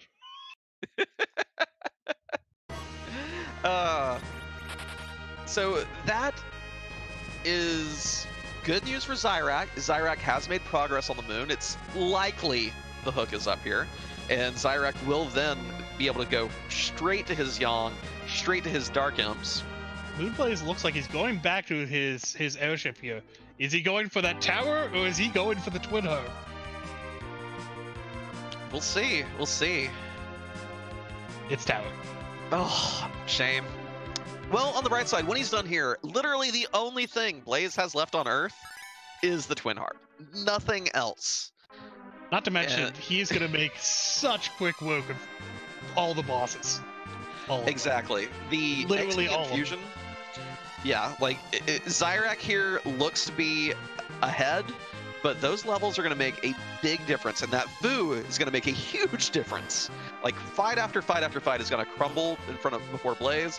Question is, does Zyrak have enough of an advantage already? This is going to be a pretty exciting race here. Tortoise and hare situation.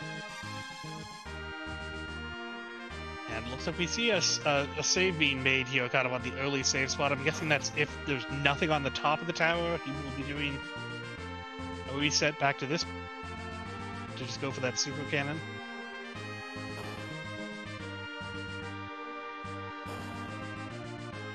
And I mean, like, there's a lot of things that Moon has done that haven't resulted in... I mean, I guess if Zyrak gets the hook, he's in a good spot. That's just a crystal sword. Just a crystal sword. Alright, Blaze here getting the info, seeing the red robe, knows that he only needs a hook now. Blaze knows there's only one spot Yang can be. There's nowhere that Zyrak checked that Blaze hasn't for characters. Am I correct?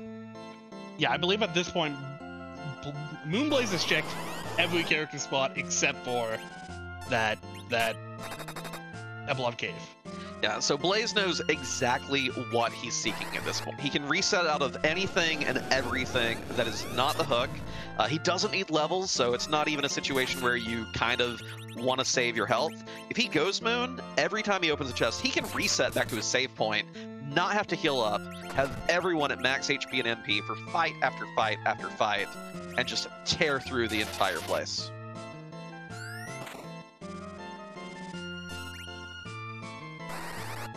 Yeah, I believe Zyrak still needs a bunch of, like, he doesn't have the package, he's never checked Baron, he hasn't done the Giant, But on the other hand, if this King-Queen Eplin fight, which he just has to sit and twiddle his thumbs for, gives the hook, there you go. I mean, this Rat Tail, he knows that it can't be that because the hook is the only thing he needs. So, you know, as he knows the Rat Tail's there, but he knows he doesn't need it. And Chad, I believe Zyrak has not gone back up to the Wyvern spot yet, so this should be his penultimate lunar check. Got to say penultimate on stream. Heck yeah.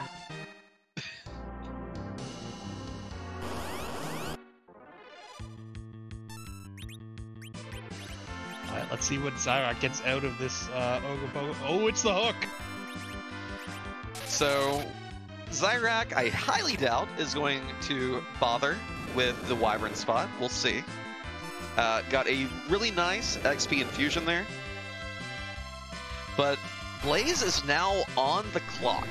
Zyrak has to go through that hook route, has to go fight that Elements fight, and then has to go back to the moon for Zeromus.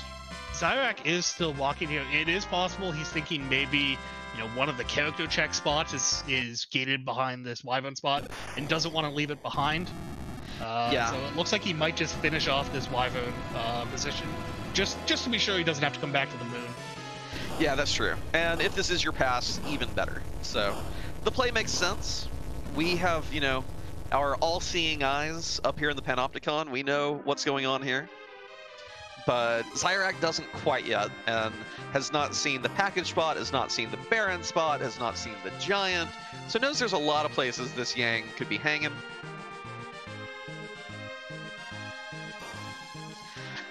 The big question for Blaze is, does he go music, which we know music is just a red herring this seed, or does he go right to the moon? And if he does go to the moon, what order is he going to do it in? I mean, that's going to play a big part in this. Knowing that he only needs that hook, but it's in the deepest part of the moon at this point.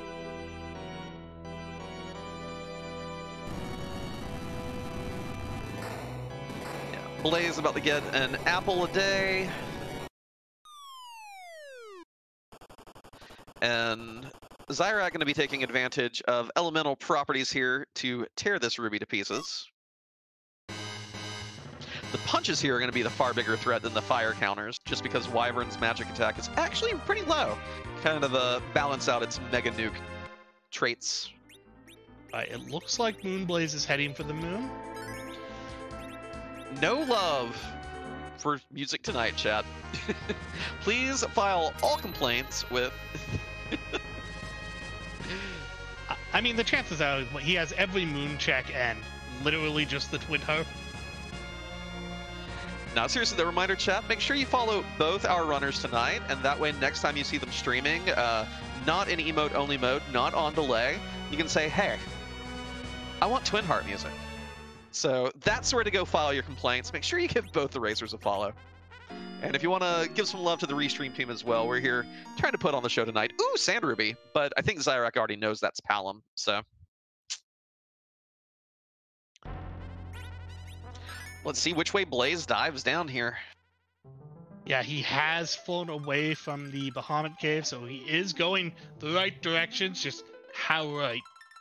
I really do expect to see, I expect to see D-Lunars, then Plague, then the Ogopogo spot, which we know will do it.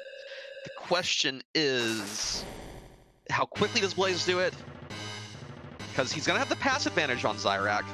And he's going to be clearing fights a lot faster than Zyrak as well. It's looking like he's going to do a top-down, though, which is not good for him, with what we know.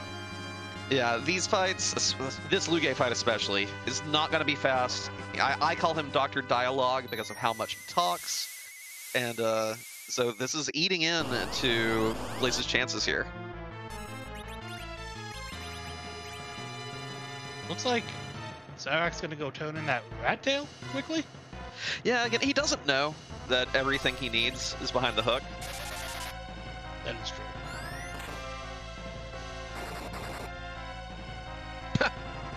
Well, you like Leviathan so much, here, upgrade it.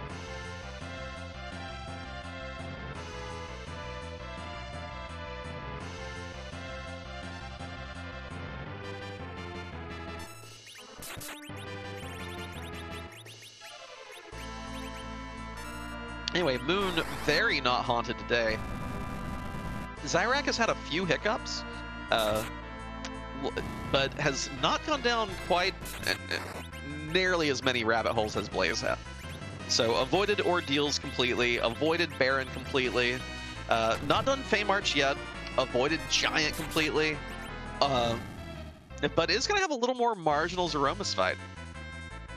That Rydia is only at level 38. Rosa also not that great. I think Zyrak still has a grind to do after this as well, so it's not over for Blaze by a long shot. But if Sirens are here, that's going to put the ball back in Zyrak's court for sure. Sirens and Hourglasses. I mean, it's a little late for Hourglasses at this point, but, you know. Selling the Crystal Sword. I unironically love to see it. But yeah, with this team, you buy a stack of Sirens, you're getting double XP from each one. Buying the Hourglasses, come on. I mean, I guess you do know Dark Imps are up here. But 10 Sirens ought to be enough, getting double XP. And yeah, Zyrax should be able to get his levels pretty quickly once underground.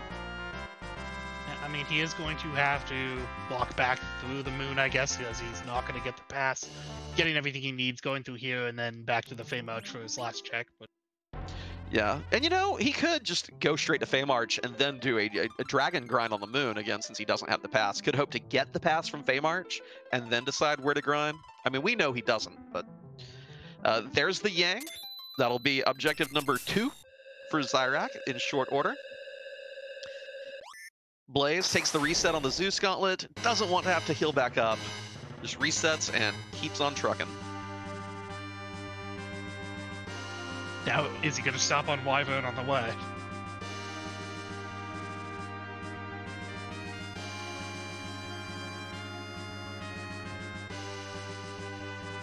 Yang has joined. Yang's probably going to get very quickly discarded. Whoa, whoa, okay. Deciding would rather have a Yang anchor. Oh, did he almost hit exit. Almost. But opting to keep a Yang anchor rather than Sid. I mean, Yang will gain levels very quickly with the ×4 XP he's getting. But not going to do a whole lot in this next fight, that's for sure. No, but I mean, with the hourglasses, if he does want to keep him as the anchor, as an easy way to, you know, knock him out before the experience happens. Not having to worry about the experience in the King and Queen spot, as there is none. Yeah. Sad that we already know where Golbez is. Golbez would be a pretty great troll fight to see here, but I don't think there's anyone left who could give any of these racers a stumbling block now. I think most of the trollish bosses have been seen or skipped.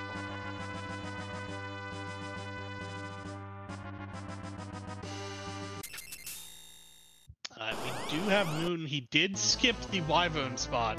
Is going to see Ashura in this spot here. Doing a direct wall on her instead of having to do the double Starveil technique, again, courtesy of having all these extra levels.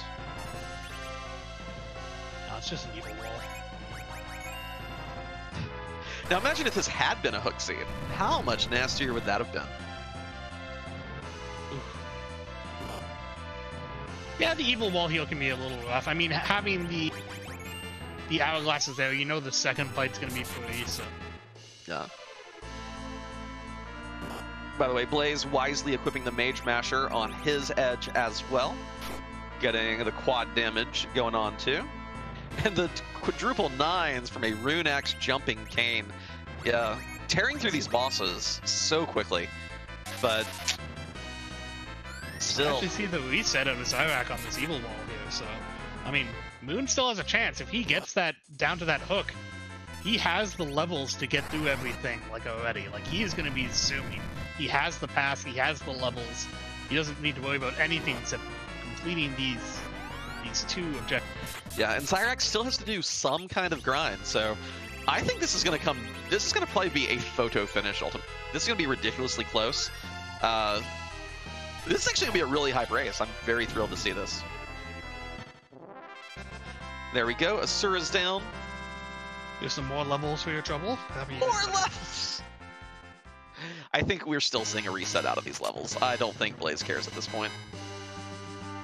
I mean, he didn't take much damage, so he might just be... Oh, wow. Taking the time to hike back to the save. Cabining up, even. Like that 200,000 XP that much. He wants the spoon? Maybe. Maybe he wants that spoon to throw at Zeromus.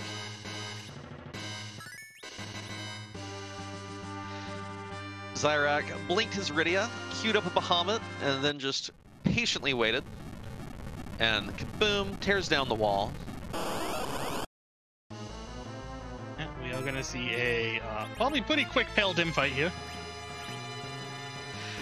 I mean, I would probably be tempted to throw that spoon right now, actually. Yeah, especially with being able to save state, like, just getting through the fights quickly. That's not the worst idea.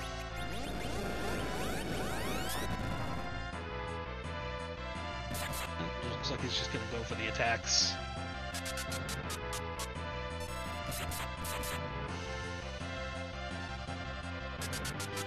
We do have Zyrak now in that imp fight. Looks like he's going to be doing a little mini grind here with coffins and life glitching. I mean, again, he still needs levels.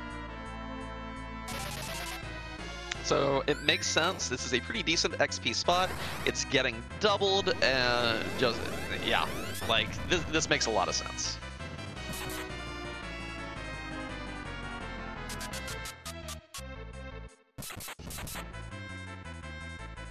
And those tokens are taken care of. That's going to be objective number 4. Yeah, Zyrak only has to head back down to the Fey March and then hoof it to the moon. You know, with the double XP, maybe he'll feel cozy enough. Well, the Elements fight doesn't give full XP at Asura, or at anywhere. So he probably will still want to get a few more levels. Blaze, meanwhile, will soon be seeing the disappointment at this altar and should be going to Ogopogo next. Yeah, there's the reset out of that one. Doesn't care about the Crystal Sword, the experience, or having to heal up again. This scene has been interesting. I mean, it was a Magma Key start and then required Hook, which ended up being in this Ogopogo spot that moonblazewolf is about to head to. Moon kind of did almost every rabbit hole. Did get himself a lot of experience and characters, except for nobody did the Twin Harp. All rabbit holes but Twin Harp. No love for Twin Harp tonight.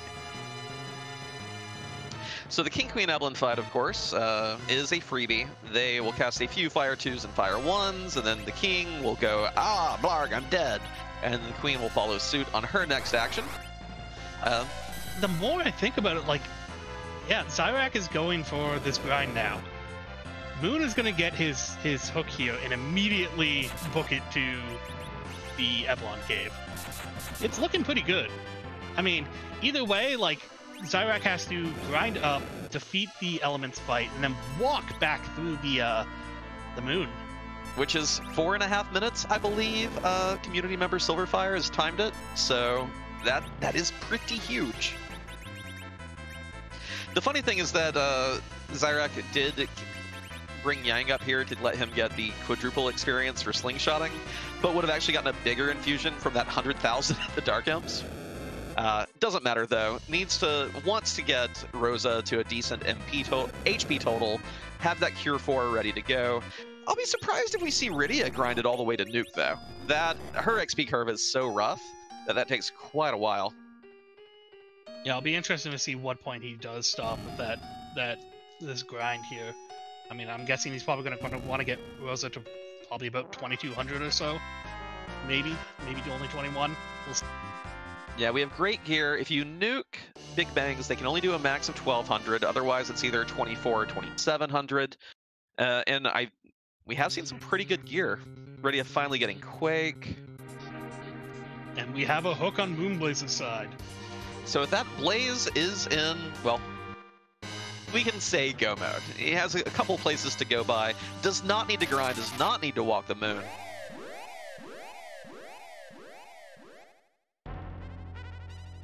And Pepita, the trick of using Bahamut at the Aromas fight is one, it's slow. Nuke has a 0 delay cast time. Bahamut has, I believe, a 5 delay cast time, maybe 4. Second of all, summons draw different counters at different points in the fight. If you cast a summon too soon, you're going to draw a virus counter and actually increase the strength of Big Bang up to a maximum of 3,000 damage instead of nerfing it down to a maximum of 1,200 damage. So you have to be very cautious if you're trying to use summon magic in the Zeromus fight. Oh, Gambit, easily walking through. You can't exit back, so it's going to be faster after defeating the imps to take the Falcon. Oh, you're not bad, Pepita. I'm just letting you know how the script gets a little funky with summon magic.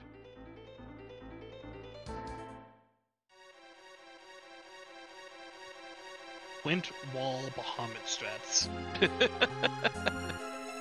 Oh, God. All right, Zyrak deciding the grind time is over. Wait, where you go? Zyrak, where you going? What was here?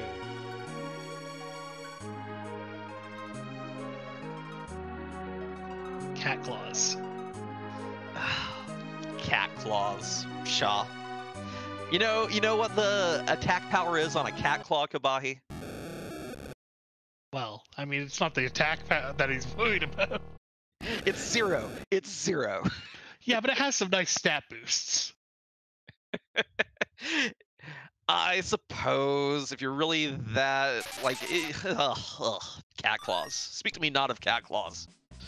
No, definitely, probably not worth the time investment. I mean, he definitely feels that it is. So, hey, I mean, if you want to give Yang some love, they're a good way to give Yang some love. And Yang definitely gets a lot of hate from people, so I can appreciate it. I can appreciate it. I like to imagine he actually straps literal cats to his hands. well, there's no attack power, but if you have actual cats strapped to your hands, you're going to feel stronger and faster.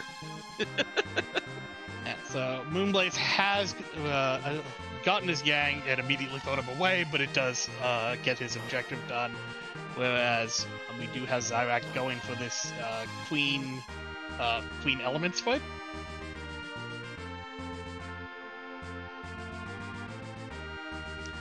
I mean, all these fights are going to be very, very quick here. Blaze will not have to take a reset at Evil Wall.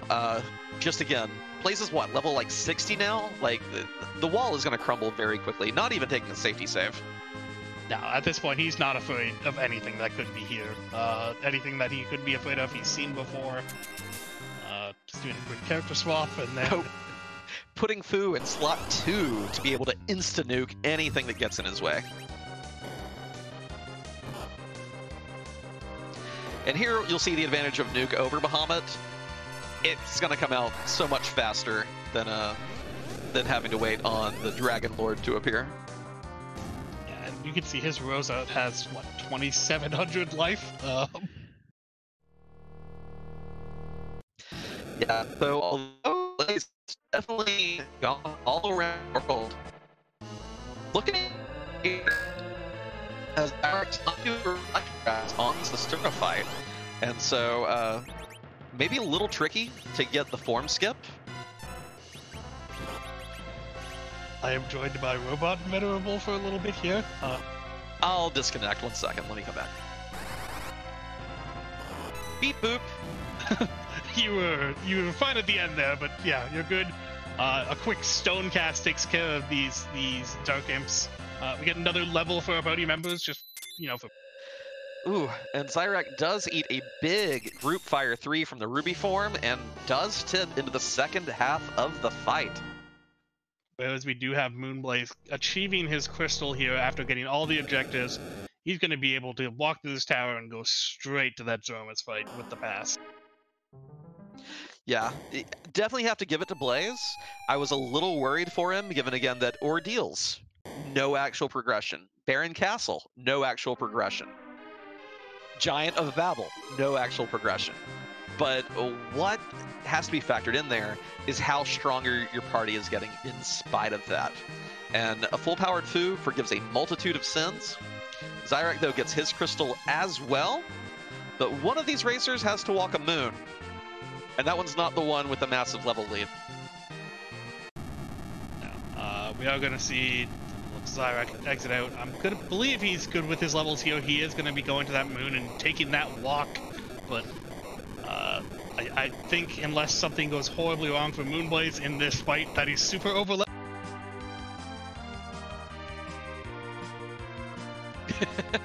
Both of them heading into the overworld, pretty much side by side. Zyrak going for a twin anchor? Huh. I mean, also, if you think you're going to be doing dragons, you could probably get the kid to nuke pretty quickly. I'm curious to see which character he intends to swap out here.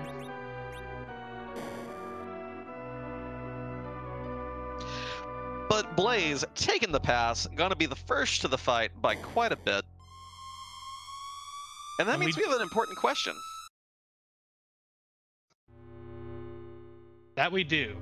And as the age-old saying for the Free Enterprise community, whose butt are we going to kick tonight? And Zyrak kicking out the Rydia. Did not get her to nuke. Looks to be planning on going full Zerker strats. That kid is just there to anchor.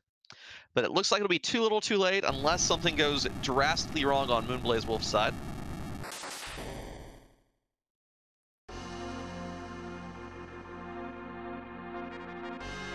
Second, I think Zyrak thought he had the pass, but now heading back for his lunar whale.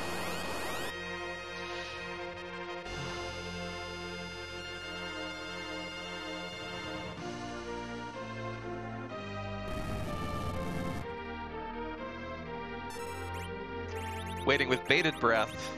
Can we get a crystal throne already? Come on. It's always at the bottom of the inventory.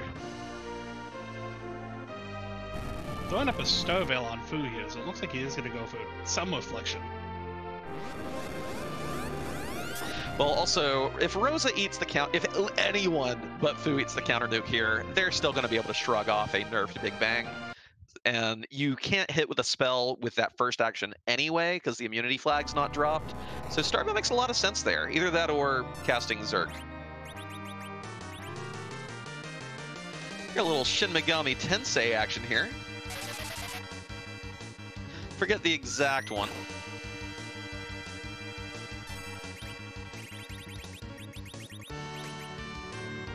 Yeah, I'm not sure myself, but it's like a little bit of throwing here as well from some of those weapons that he never had use.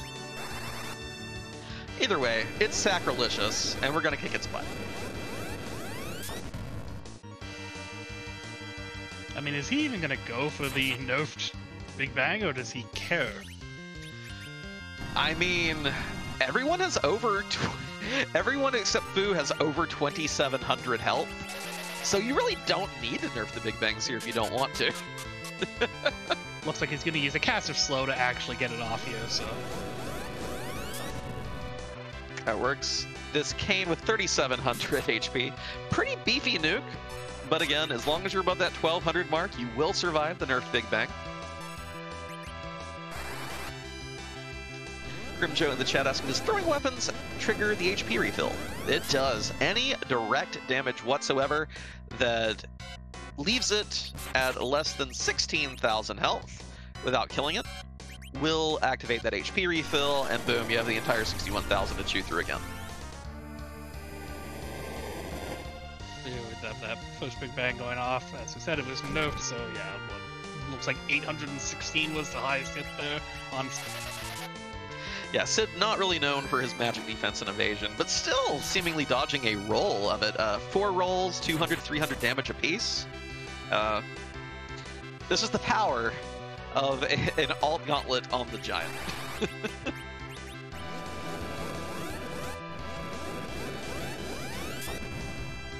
Now, although it seems like the winner's clear, of course, you could always have a rude Big Bang into a Meteo that trips you up. And also, just for a general learning experience, I'm excited to watch Zyrak's fight here. Lower levels, not the black magic powerhouse of Fusoya that Blaze is rocking. So this may require a little more finesse on Zyrak's side, and it can be very educational.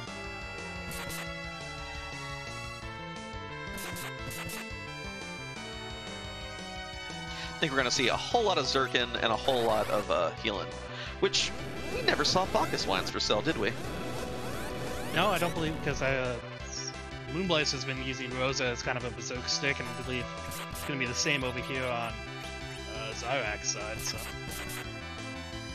That does make it a little trickier here to be doing the, trying to do a triple Zerker situation, just because it can be really difficult to get everyone, you know, swinging and off to the races.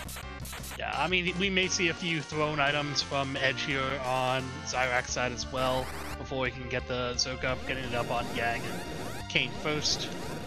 We are seeing a Silk Web throw here for the nerf and, you know, slowing of Zerk. We have both nukes and holies coming out over on Blaze's side.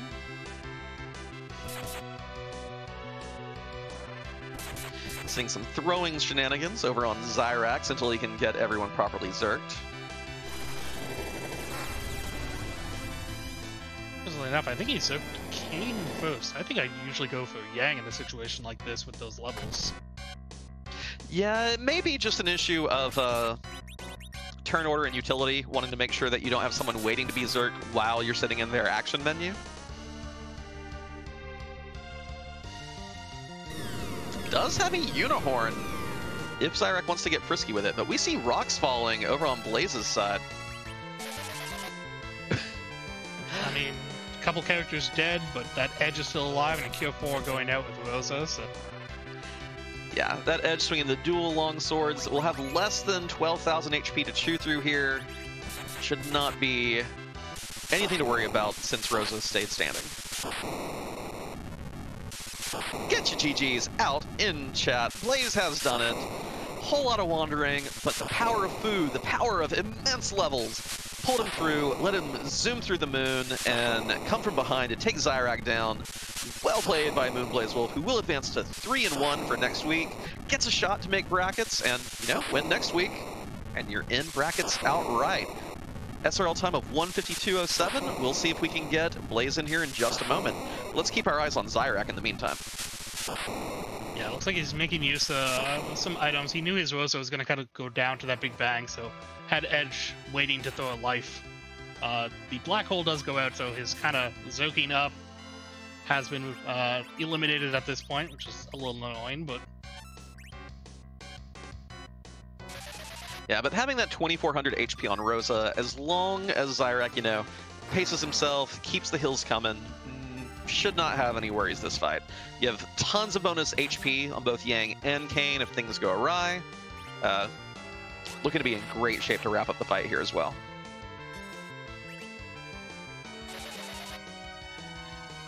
Yeah, maybe a little slow of a fight having to manually do these berserks, but as long as he kind of handles himself, he should be fine.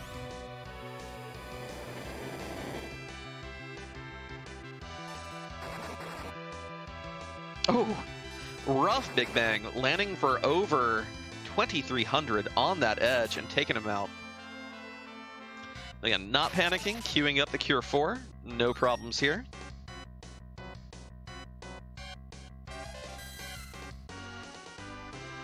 We are joined by moonblazewolf. GG's Blaze, congrats on advancing to 3-1. Hey, thank you. First question I have for you, I have a second question for both of you in a minute, but the first one for you is, how did you feel after having committed to both Ordeals and Baron and not getting any progression except, you got a Foo, which is great, but you didn't get any progression from those 4 key item checks counting Mist Dragon. What was going through your head at that time? I guess at that point I was just sort of incrementally, it felt like incrementally those were the right plays to make, because I really wasn't that far from go mode. If I could find, like when I went to Ordeals, that was after I'd done the Darkness Crystal, or I'd gotten the Darkness Crystal. I knew Tello was on Hobbs, so I got 3 bosses to check. If I happen to run into the Dark Imps on Ordeals, I can then go grab Tella and go grind on the Giant, and maybe Yang is up there. So it was just one of those things where it really kind of just felt like the end of the seed really wasn't that far off, or it could be, I could be in go mode basically at any point if I just, you know, if everything happened to be in one spot. And I was trying to sort of put myself in a good situation if that did happen, but also just keep checking those key items as well. So, I mean, it really did kind of string me out for a while, but in the end, I guess it all worked out okay. Yeah, Zyrak definitely had the advantage on you in checks because he kind of went direct moon. Had a little bit of hiccups there. He didn't have a Foo, had some difficulty getting rolling, but just the power you gain from all your other errands just overwhelmed it, let you put the pedal to the metal and come back. How did you feel when the alt gauntlet popped up? Were you actually excited, or were you a little annoyed by the time sync that was coming? I mean, I kind of just laughed because I wasn't sure at that point if I was going to need to grind anyway. So when I saw the gauntlet there, I was like, oh, cool, I don't have to grind now. And I also made a point, I didn't make a point, but it worked out really nicely that I got up to 10 key items right before I hit the Giant. So I knew I was getting double XP. And it was kind of one of those things where I was like, okay, well, you know, situationally, this isn't the worst thing to have happen. So I kind of just made through. Yeah, and chat, get your GGs out as well. Zyrak has finished the fight with, I'm sure we'll see that official time pop up soon, but a very close match between these two racers tonight. Massively different routes, only 4 minutes, 5 seconds separating them. Zyrak with a 156.12. If only you all had started with the pass instead of, we would have had a truly just neck and neck there, a photo finish at the end. But we are also joined by Zyrak, and Blaze, you already kind of explained this, but Zyrak, no love for my boy Tella? What's going on here? I mean, if the Sand Ruby hadn't shown up, I was taking him for an anchor. Does that count? I feel so personally offended. Kobahi, take over. I mean, I didn't even do ordeals. I didn't even turn him on, so, you know. No, and it was interesting because we were working with a lot of information, and Zyrak, you knew, as you did the tower a lot earlier, that the Dark Imps were hidden behind that hook. You didn't know where Yang was in the end. Like, you still had a few checks open for that, but when you saw that he was also kind of on that hook route, how did you feel about that hole? Honestly, I had no idea how I felt about it, to be totally honest with you, because it was only like a 1 in 4 or something that was going to be the required character. So I was like, I felt like I went to the moon really early, but I also had hiccups. So I really, honestly, I had no idea. Just all of a sudden I was like, oh my God, what do I have to do to finish this? And the ending route actually worked out really nice. Yeah, we noticed a little bit of issues with the trying to use the hair dryers for some experience there. So I knew they were going to hit like trucks, but I didn't think they were going to be that fast. I thought I'd be able to take a couple of them down before they started really laying into me, so it wouldn't be as bad, but yeah, I had to give up on that. I said in the race chat, my biggest regret was blowing my hourglass on Calbrena, because if I had not done that, I would have had it for that hair dryer chest. Yeah, you had a very unfortunate, because I believe you used the big bomb or whatever, and it left 2 of them with like 20 health left. Something like that. Yeah, it was a really, really unfortunate roll. Yeah. Well, heck of a race again. Blaze, congrats on making 3-1. You know you have a chance to make brackets. Zyrak, you're in that 2-2 bubble. Don't know who you're playing next week, but do you have any training program or plans that you're gonna, put the pedal to the metal to try to get that coveted 3rd win? What is your training regimen going to be going forward this week? I just need to cut out. This is always my motto. I just need to cut out the silly things. Like, I had to redo Evil Wall because I wanted to save time on the cabin animation, and that meant the radio went down. I had to redo Bahamut because I was trying to save Star Veils. Just don't do that stuff, and you'll be okay. Just don't do that. That's all. Gotcha. And Blaze, how about you? Anything you are keeping in mind for your 3-1 match next week?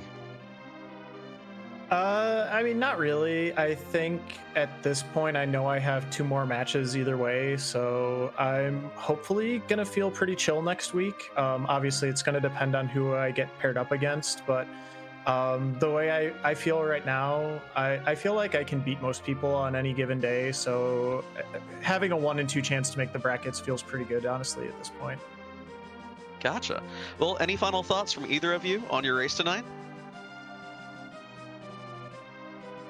I mean, I knew it was going to be a good race, and I hope we put on a good show. So, Zyrak, thanks. That was a lot of fun. Thanks, Restream team. Thanks, everybody, for hanging out and watching us tonight. And I hope you enjoy the rest of round 4. Yeah, absolutely. Echo the sentiments both for thanking the Restream team. And yeah, as soon as I saw that I drew Moonblaze, I knew this was going to be good, because we've raced a handful of times against each other now, and they're always close and they're always entertaining, and I knew this one wasn't going to be any different.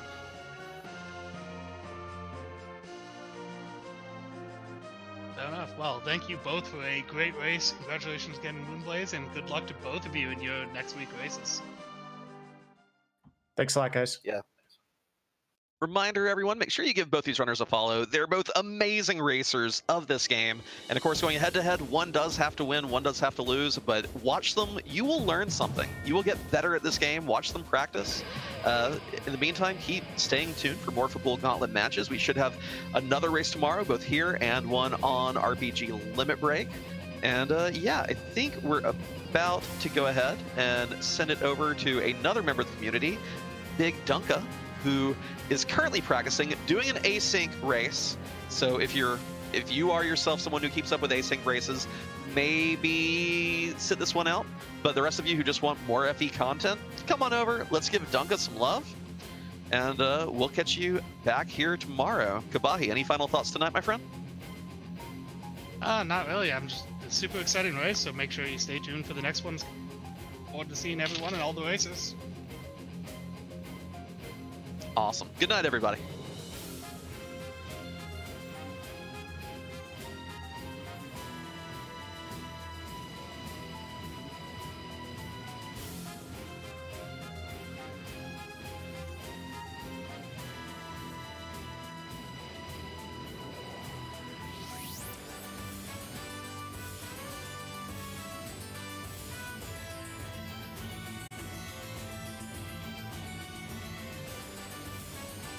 Alright, should be good to cut.